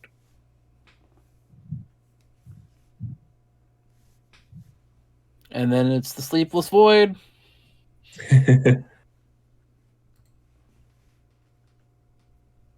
And then Fi, you have fun dreams as well. But you don't know where you are in your dream. It's cold, the wind's blowing, winter has got hold here, unlike anywhere else.